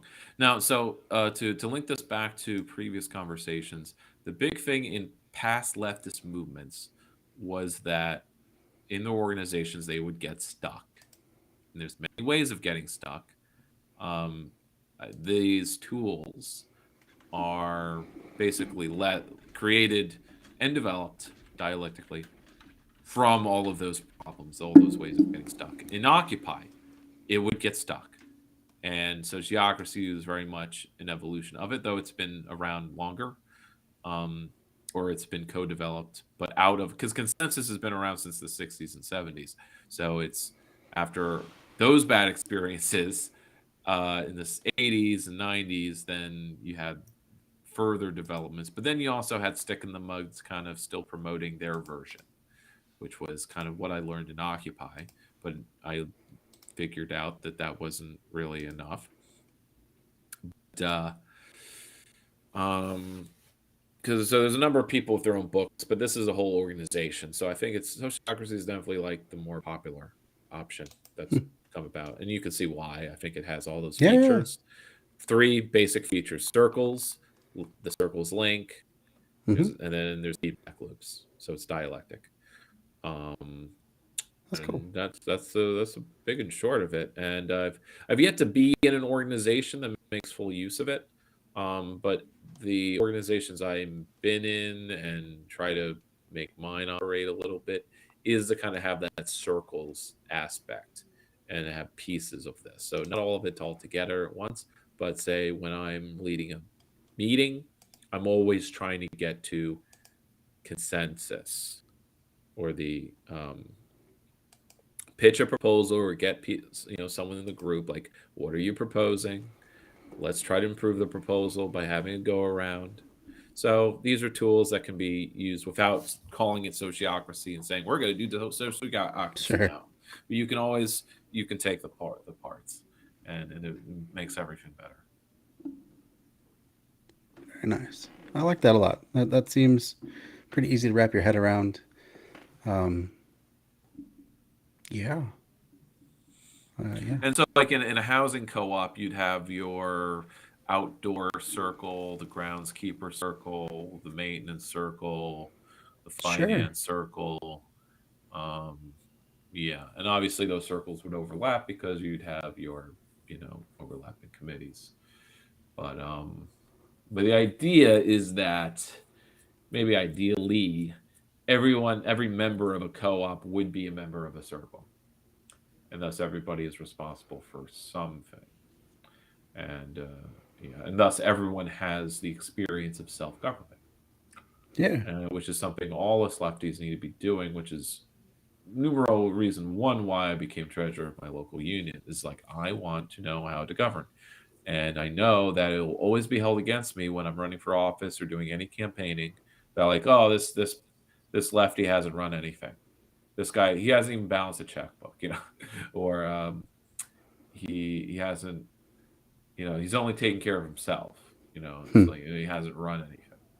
And when even for something as small as library board, when it's a race between a retired boomer bureaucrat and a go-getter 20-something leftist, the boomer will always win. Oh, okay. Sorry, I thought you froze again. You're just looking down. No, just looking down a second. Sorry. Yeah.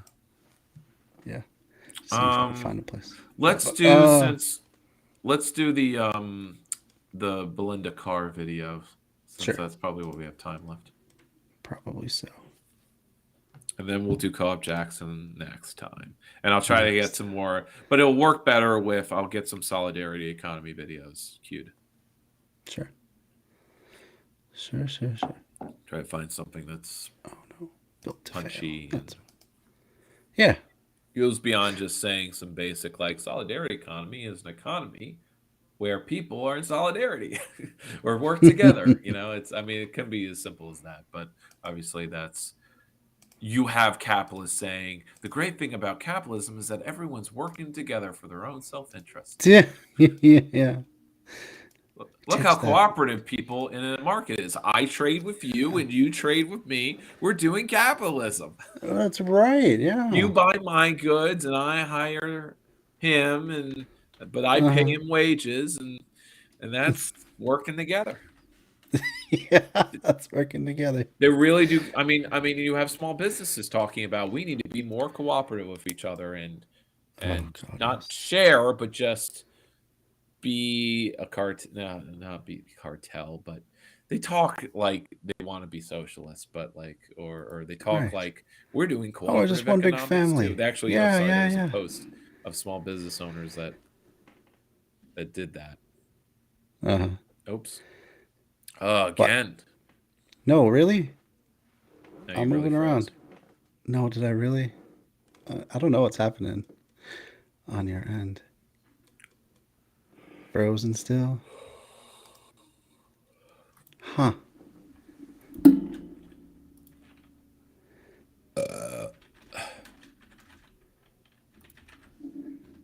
Oh, that was all of it. Oh, Dan. Come on.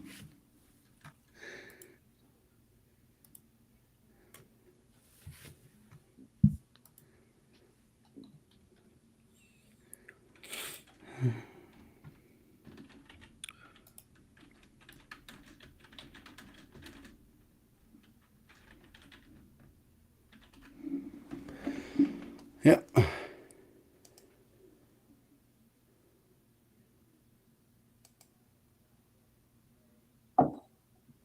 Okay. All right. Good? We back? I don't know what keeps happening on your end, but my signal's fine. Yeah, and it looks fine to me too, but my signal has been strong all throughout, so it dropped for a bit in the last hour. It showed that my signal dropped, huh? Did it? No, mine. It showed mine. Oh, yours. Dropped. Oh, okay. But I didn't. Nothing froze. That's weird. That's bizarre. Well, anyway, let's get into the last video here for the night. Built to fail, planned obsolescence. So we're covering this because my 2-year-old GE fridge. We covered many housing videos about the high cost of housing and constructing it. So expensive. That's where it comes in, and the financing aspects, and can we do social housing, or the government? You know, it's expensive for the government to build housing. Live for it, or just the homelessness projects of just how much California is spending building. You know, they're building like they're spending half a million for each unit, kind of thing. So why? But so what is it? Just union wages for blue collar workers? Well, maybe there's more to it than that, obviously. So let's look into this side of it. Yep. There's my intro. Fridge recently stopped working. It made a clicking noise every couple of minutes, which I assume is the compressor trying to start up, but it never did. I found some helpful YouTube videos diagnosing the problem, and I also went through all of your suggestions on the YouTube community page. I replaced the start relay and the capacitor, but I couldn't get the fridge up and running again. A new compressor costs over $500, and hiring a technician to replace it costs a couple $100 more. As much as I was trying to avoid it, I bought a new Samsung fridge from Costco to replace my GE fridge. It comes with a 10-year warranty on the compressor, which I really hope I won't have to replace. This frustrating and disappointing experience is the result of planned obsolescence. This is a business strategy in which items are designed to be obsolete, unfashionable, unusable, or defective in a short period of time. It results in us throwing away things that are basically new and purchasing replacements at a higher price point with new features. It also results in higher profit margins for manufacturers and an economy driven by rabid consumerism. Planned obsolescence is widely discussed in terms of electronics and fast fashion, but it is also present in the homes that we live in and the building construction industry as a whole. In this video, we're going to discuss different types of planned obsolescence that are causing our homes and our buildings to fail. The first is contrived durability. Manufacturers purposely reduce the lifetime of a product so that it deteriorates quickly, usually right after the warranty ends. They use inferior materials in essential parts, like cheap plastic and soft screws, instead of metal. This can cause excessive wear and tear. My GE fridge is an example of contrived durability. It had a 1-year warranty on it, and it died in 2 years. In the early 1900s, the Phoebus cartel lowered the life expectancy of incandescent bulbs from 2,500 hours to 1,000 hours. They even fined manufacturers for bulbs that lasted more than 1,000 hours. Nowadays, we're being encouraged to switch from incandescents to LEDs that claim to last 30 years. From personal experience, this is a lie. I've bought several LEDs from Amazon that don't last for more than 4 months. At a larger scale, homes are designed to use the minimum. Pause. When I was in college and I was reading about all of the energy efficiency leaps and bounds and progress on LEDs because they were starting to be tested and put on the market. I can't recall the exact details of what I was reading about, but the general sense that I was getting reading them was that this is all going to be like LEDs are not going to solve the problem of fast burning bulbs because the industries producing the bulbs will make them cheap. So I think the article was more about LEDs last if they're high quality, but most LEDs are not low. They're low quality, which also goes to solar panels as well, which is something that's like all the panels are made in China and they're lower quality. Well, just because they're in the U.S. made doesn't mean they're high quality either. But certainly there's a really big difference between a high quality panel, which is 25% efficient, versus low quality, which is 50% efficient. Right. And that's a big fucking difference. That's a big difference, yeah. Or sometimes they're only 10% efficient, which is like, and that's why it's like, you need a field of like thousands of them just to like get a megawatt. Sure. Building code requirements. Builders use nails to secure walls to roof rafters instead of more durable metal straps. They also use nails to anchor walls to foundations rather than more expensive bolts. Cardboard thermoply sheathing has replaced OSB and plywood. All these decisions are allowed by code, but they can collectively reduce the lifetime of a building. Next is prevention of repairs. Unibody designs or soldered parts prevent owners from repairing products. Replacement parts are also very expensive and difficult to find. This has turned traditionally durable goods into single-use disposable items. Apple uses tamper-resistant pentalobe screws, which is seen as an attempt to lock owners out of their devices. Panasonic's infrared toaster oven can bake food 40 times faster than normal ovens. However, the on-off switch is soldered to the circuit board. When it stops working, you have 3 choices. Buy an expensive new circuit board, spend hours removing this tiny plastic part, or throw it away. Front-loading washing machines have a drum bearing that is prone to wear and tear. Repair costs are higher than the value of the appliance. Finally, spray foam. When applied correctly, it can create an airtight building. However, electrical wiring and plumbing is embedded in the insulation, which can make home repairs and remodels a nightmare. Systemic strategy deliberately ensures that the current version of a product will become outdated and incompatible with newer versions in the future. This is evident in all the charging ports that are changed on laptops and TVs. You have to spend money on dongles and adapters just to be able to use your old products.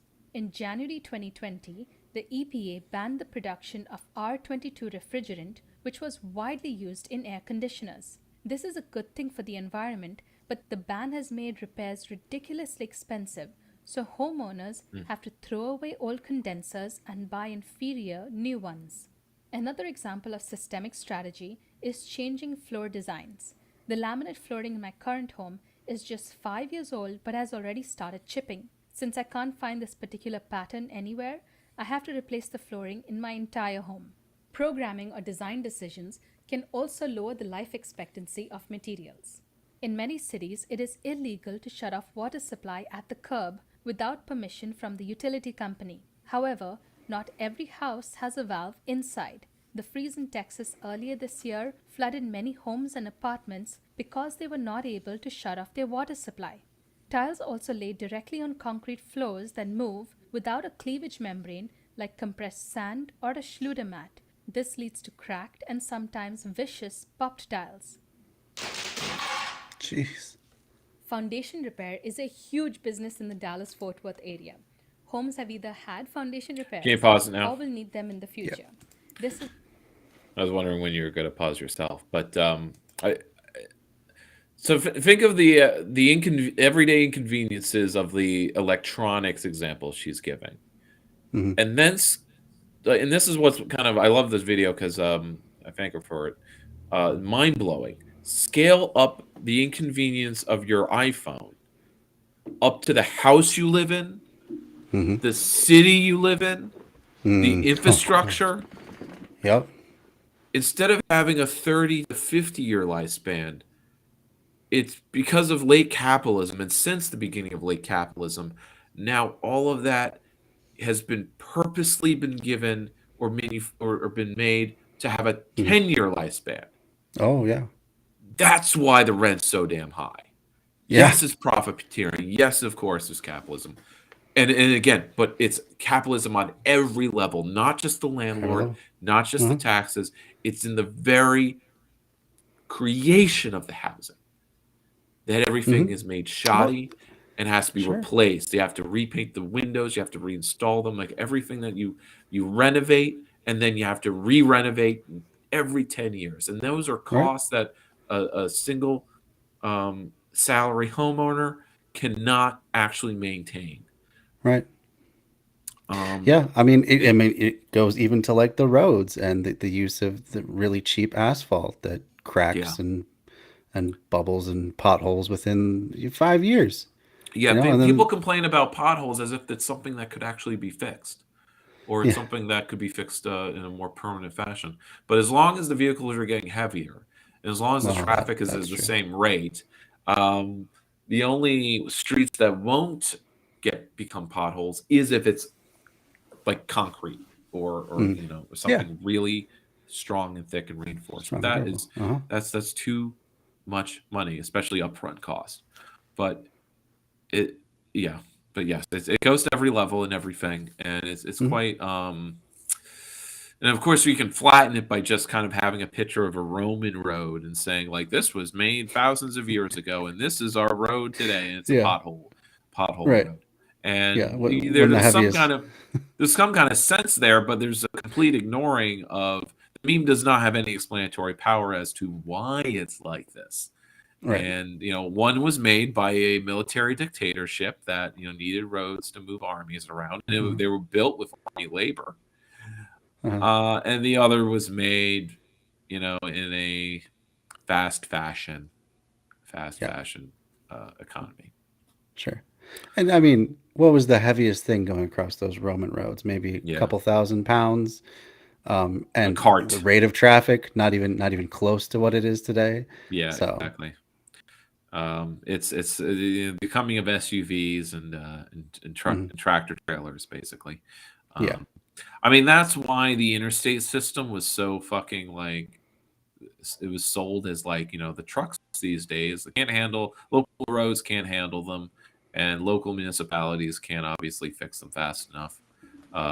We need to create new interstate roads for the heavy traffic to go on. But it was sold to the average person as this will solve the traffic issue because the local roads are clogged. Yeah. But it's all wider and wider. But it's induced demand. But induced demand is not the thing that's bad. It's the fact that you're inducing demand on something that's expensive and inefficient. Yeah. And also that you're taking up a hell of a lot of prime real estate to move cars in and out. Yes, and land use and parking. So it's it's all inefficient. But it induces demand for more parking, and it spreads everything out. Instead of inducing demand for more walking or buses, and that takes less space. Okay. Now we can continue. We're moving through here. All right. We weren't pausing enough. Soils here have high clay content. They swell and shrink throughout the year. Despite knowing this, most homes have a slab-on-grade foundation instead of a pier and beam. What's worse is that contractors are now moving to post-tension slabs, which will be far more expensive to fix in the future. I'll make a separate video explaining this further. Legal intervention is another planned obsolescence. But hold on, Dan. I thought due to the profit motive and competition, how come there's not some young upstart company that just comes in and makes really good stuff and just puts everyone else out of business? How come that doesn't happen? I don't know, but Elon Musk will figure it out. Elon Musk, who makes disposable cars? Well, where Belinda Carr had her low point for me was, it was years ago now, though. It was like a few years ago. Was she did a video about I don't know if it wasn't the Boring Company, but it was like a side project of the Boring Company where they would and this was what made Elon Musk a genius, is that his main business is to fix the problems of our day, like traffic, and the Boring Company to make tunnel drilling, affordable or feasible in areas and ways that it just wouldn't be an option, or you just wouldn't do it. But you'd have all that dirt you're taking out, and so like he made a second company to make bricks out of the dirt. And it would be like super efficient, technologically enhanced bricks that would be the future building material. And she did a video looking at, is this a real thing? How are the bricks turning out? And it was still kind of halfway into it. So she didn't really come to any conclusion. And she was sort of positive as at least, and she wasn't poo-pooing Elon Musk. So I was like, oh, she's not pro, but she's not like seeing the scam in it, that this is a scam. So now she's like, with this video, it's like, it's clear that she acknowledges, and she can inform others of how much of our economy is a fucking scam. And you have profit motive incentivizes businesses to actually make things less efficient and consumer driven and consumption, and this is a good thing, because these are the options the market has given us. The pure and beam is more expensive up front, so people go with the slab, which means that to sum up her other video so we don't have to watch it, the ground is not static. It expands and contracts with moisture content. It can shift. Even an earthquake can make it really rumble. But even just slowly over time, ground shifts. So just having a fucking slab on the ground means that any movement in the ground will also shift the slab. And that's how you get houses that tilt or sag, or where moisture comes up through the slab or whatever. I mean, you pour a basement if you're putting the money, but most people, like the pier and beam, is where you have beams into the rock, into the soil, and then you have your wood slab on top of it. And so it takes a lot less concrete, but it's more expensive because you have to dig and level things out and all that stuff. But it also means that if things are moving or shifting, you only need to replace one pier. But she is mentioning the pre-tensile slabs, which is instead of a poured slab, it's like a manufactured slab with rebar that's tension, with high tension rebar in it. And so it has high tensile strength, but you can't touch it. But unfortunately, you have all of these you still put the plumbing under the slab somehow in warmer climates, I guess. But I wouldn't imagine doing that here. But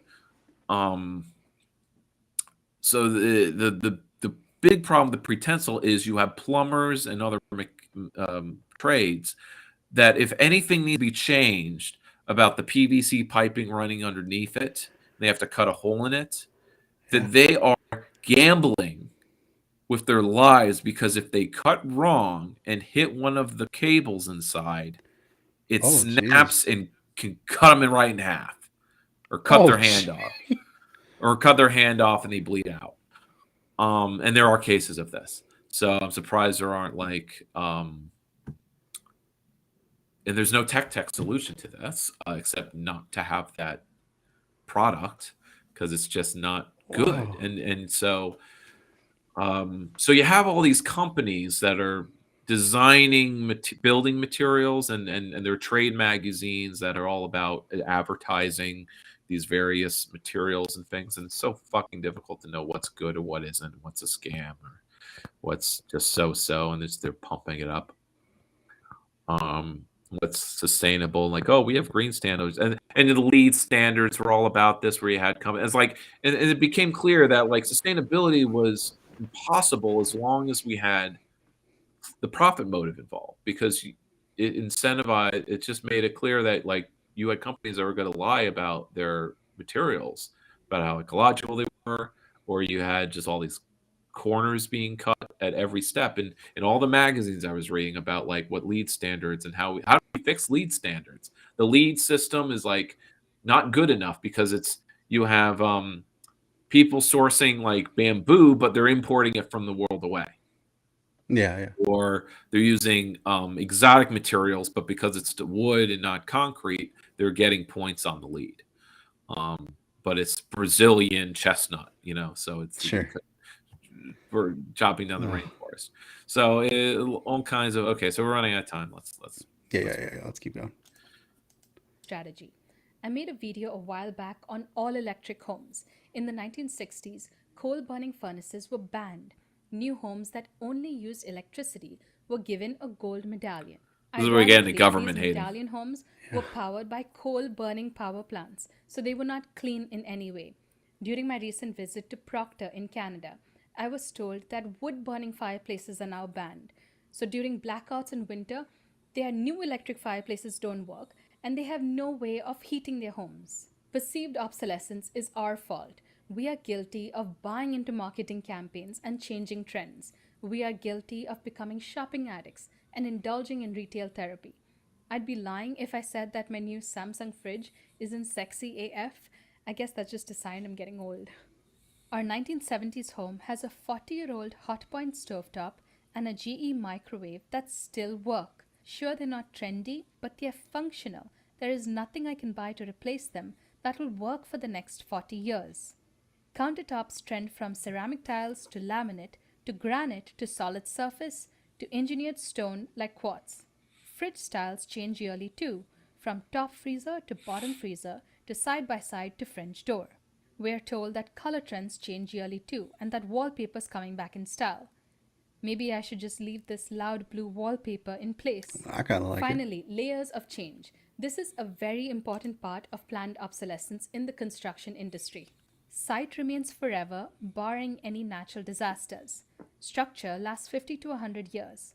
Skin lasts 20 to 50 years. Services 10 to 30 years. Space planning 5 to 10 years. And stuff like furniture lasts 1 to 5 years. Homes are designed such that a longer-lasting component is dependent on a shorter-lived one. For example, obsolete insulation can only be replaced by removing long-lived facade or roof elements.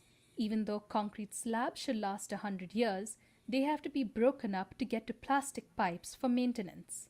We are intentionally lowering the lifespan of long-lasting materials. Both manufacturers and consumers are to blame for the current state of affairs.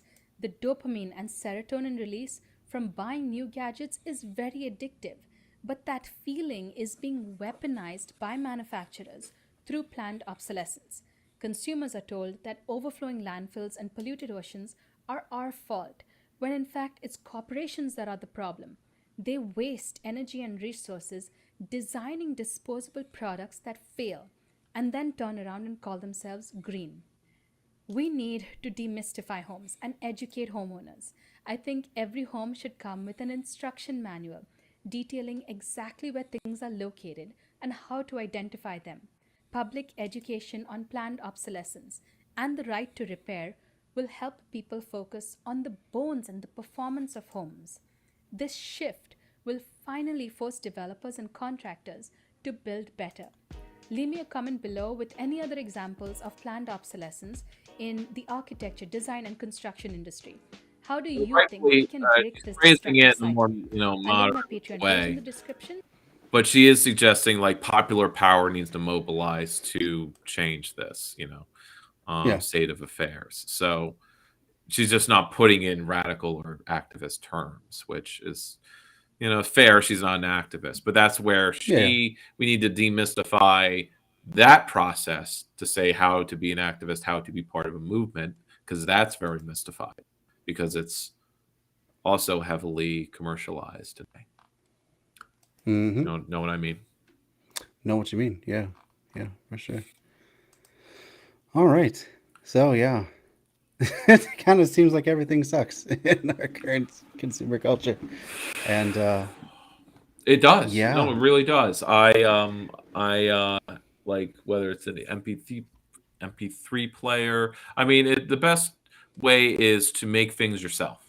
That's why homesteading is popular and permaculture, growing your own food and all that stuff. It's all DIY is how you ensure that things are high quality or good enough quality, even.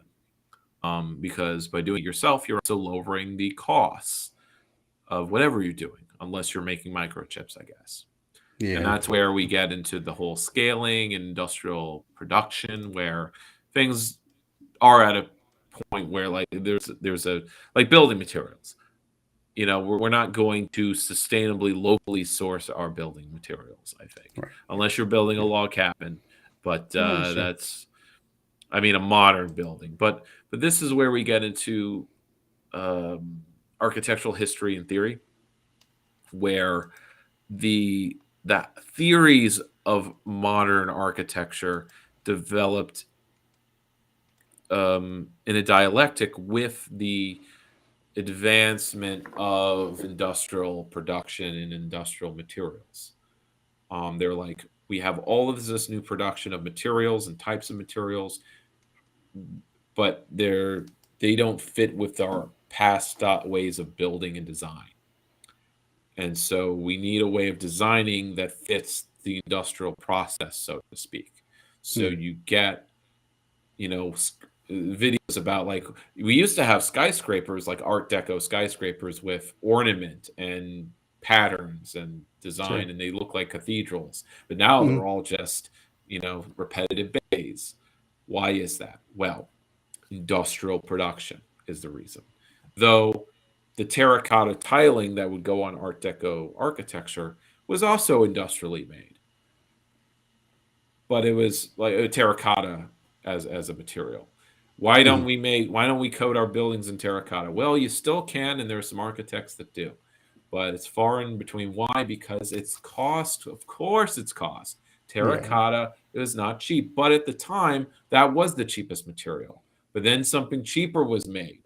Plastic, sheet metal, aluminum, all became cheaper or available because they didn't exist before. So as soon as they became available, the builders used them because it was cheaper. That's the answer. It's cost. Of course it's cost. It's never a matter. It wasn't a matter of good. Oh, they don't care about aesthetics anymore. They really didn't care then. Art Deco was less decorated than what was before that, and what was before that was less decorated before that. The buildings by I mean like the traditionalists are pumping up, are the elitists that are buildings that were made and built by past elites. Because if you look at what the masses lived in, they lived in shitholes and one-room sheds.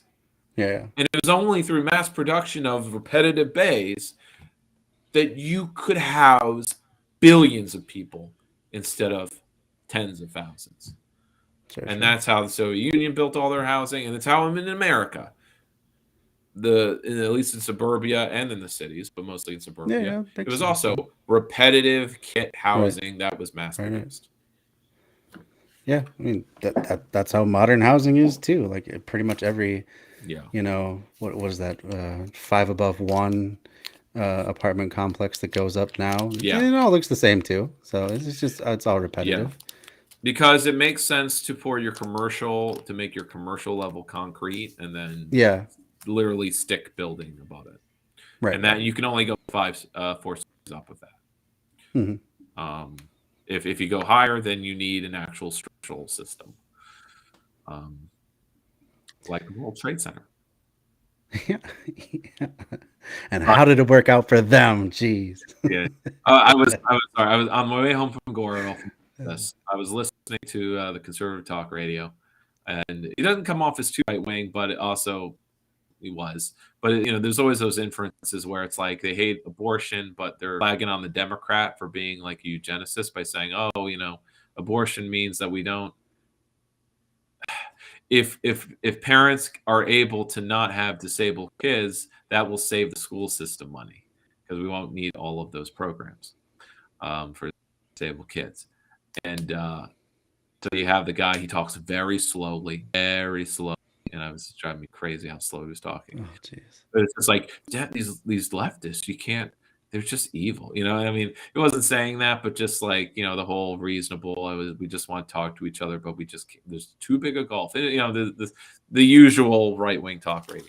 Mm-hmm. But you had people call in, and they were all idiots, and they was all crazy. Oh, of course. Stupid. Troll, almost like trolls, but one of them was like weird. He was bringing up really weird topics, and then eventually he mentions Building 7, and then it's like the guy, oh, so that's where you were going with all this. Oh man. And he has to be nice and not piss off the caller, but he also just wants to go like, he made a pretty good joke actually. What was the joke? Oh yeah, buildings. Oh yeah, no, yeah, all the people live in Building 7. Oh yeah, you lived in Building 7. It's like that was a good apartment. You have a good apartment in Building 7 because they talk about it like they lived there, like they lost something important. Right. So he actually wasn't a bad joke. Funny. Yeah, and it's so just to clarify with for James and what was the other comrade? Rob. When it's referenced that like the firefighter said it was coming down, that means it was detonated. Yeah. Like no, he said they were pulling it. That means it was active detonation. They were pulling out because it was collapsing. No, he was pulling it. He couldn't possibly have misspoke in a high pressure situation. Well, it was also not that high. Well, it was high pressure, obviously, but it was. These were the firefighters. So first of all, they construe, they lie. I mean, or they self-delude about when things are said. The firefighter is saying we're pulling out. It's coming down. This was in the middle of the afternoon. Yeah. The building had been on fire all day, so they were doing a sweep of the building for obviously people and to get people out, and to look about with the structural integrity. And they know their shit, and they can see that the structure is going to fail because the building's been on fire, the entire thing on the inside. They know what they're doing. It doesn't spread to the outside because that's the metal part. Inside, it's all kinds of things that are flammable, and that weakens the structure, and the structure is held in tension. So if you pull out the core of it, the core drops out, then the rest will collapse with it. And that's why it looks like a free fall demolition, I guess. But jet fuel cannot melt steel beams. Well, it was a debunking doc where they showed footage of the collapse of Building 7 from the top, and you could see that the middle collapses before the outside. You can see that it doesn't all collapse at once. You see the middle collapse and sink down, and pulling the rest of it down with it. Yeah. That doesn't. And an important picture that really convinced me, or at least showed like how convincing the firefighter argument was the picture of Building 7 from the direction of the Twin Towers, which shows that the first 10 floors are completely blown the fuck out. Oh, geez. So you only see Building 7 from afar as this intact office building. But you don't see that it's like a Jenga tower with the first few rows of the wood pulled out. And it's on fire. Right. And it's an inferno. I mean, the idea that somehow the fire department was in on the conspiracy with whatever cabal these conspiracy theorists imagine. Well, the thing is, when it goes into, it gets bigger and bigger and bigger until it's everybody but you, and you figured something out. But you can't act on it, so except call in to talk radio and to have a very loud opinion. Yeah. But you look like a jackass anyway. Man. Yeah. All right. Well, this is fun. As always. Yeah. I especially like the one on sociocracy. That's something I can manage. We can watch another one next time liquid as democracy. Well. I still like the concept of liquid democracy. It's just need to understand a little bit more about how the moving parts interact. Oh yeah, the delegative democracy. So I could look deeper to see if there's any active org with its own videos that are on YouTube. Let's say. That'd be kind of cool. So I could look into that. Maybe a pirate party video would be more, because they're fun. And I especially like, I haven't shared the whole thing because it's a longer talk, but I've inspiring. Oh, it's actually, I've incorporated it into one of my episodes where I do a clip show. Cool. Of a pirate party leader talking about the development of his party as a third party alternative. And he kind of had this narrative that really was really hopeful. It's like, once upon a time there were liberals, and the liberals say conservatives would tell them, you're crazy. You can't turn everything upside down. You just want everything for free. You can't have you can't have liberal. You can't. The franchise can't be for non landowners. You just want everything for free. And then it's like, and then some time passed, and then liberals were the government, but then there were trade unionists, and then the liberals went to the trade unionists and said, you people can't just have workers' rights and protections and a social safety net. This is crazy. You want to turn everything upside down. You just want everything for free. And then some more time passed. And then the unionists were the government. And then the Labor Party, as he put it. And then there's the Labor government. And this is a fin. And then the Labor government is meeting. And then some environmentalists come up and say, like, well, maybe we shouldn't build a factory there. Maybe, there's a stream there. Wearing their rain boots because they come from they didn't come from a business background. They came from an environmentalist background.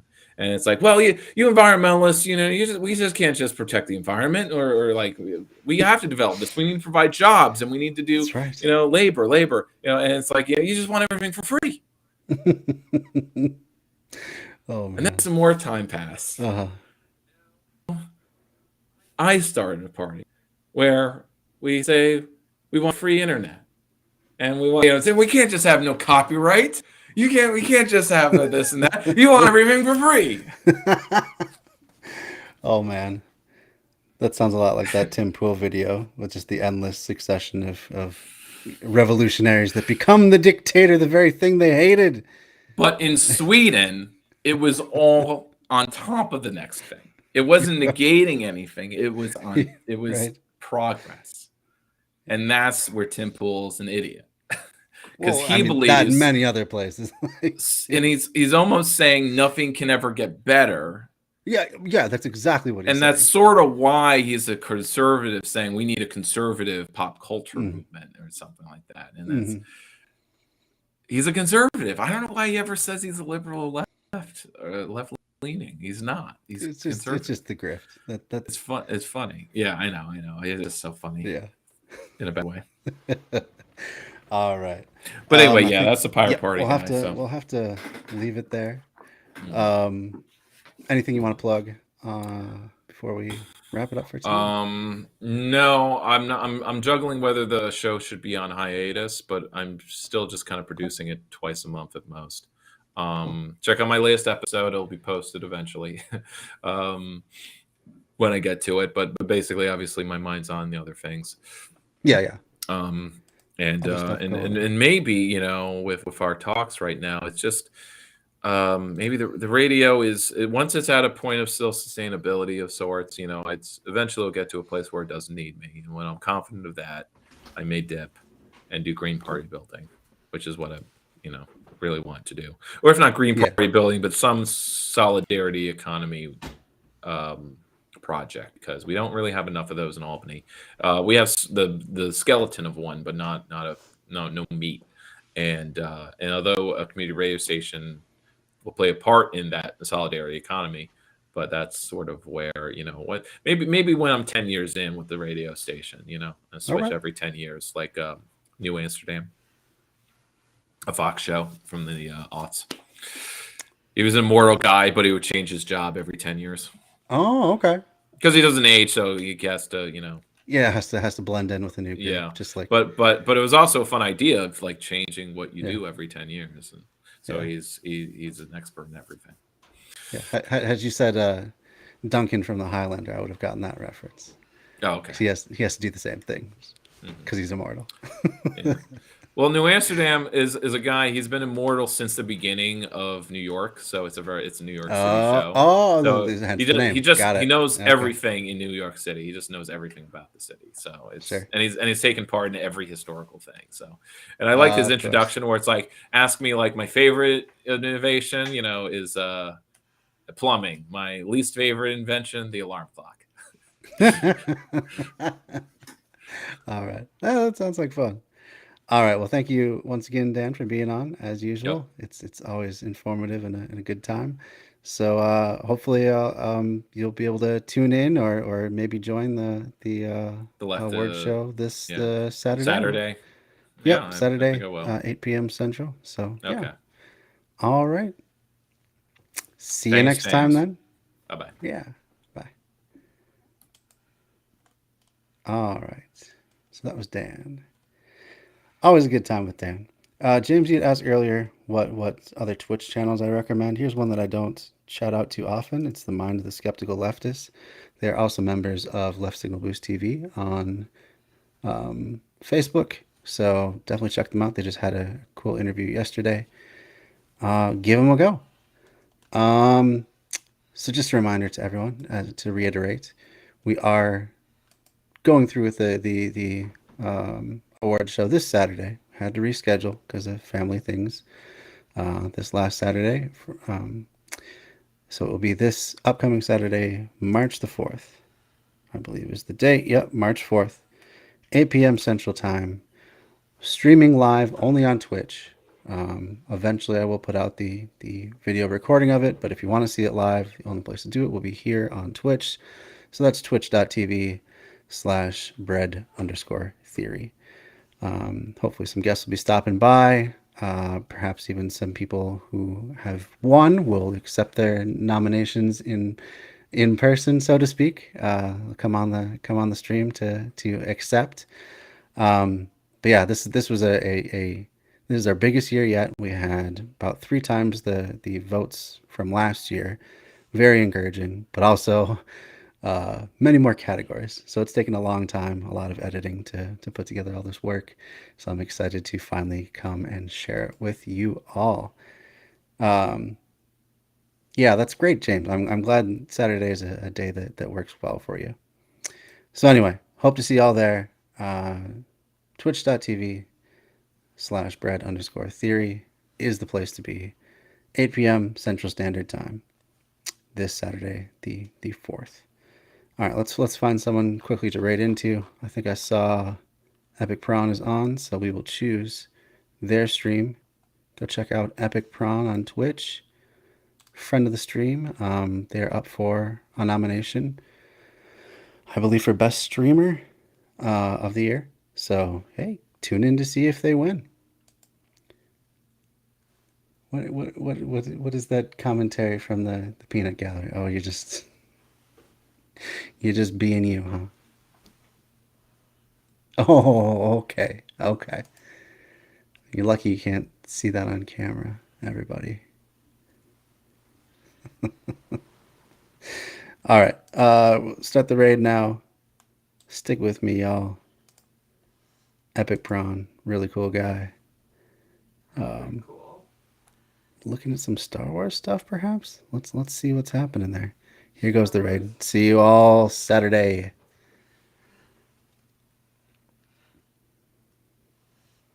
Pepperoni roll.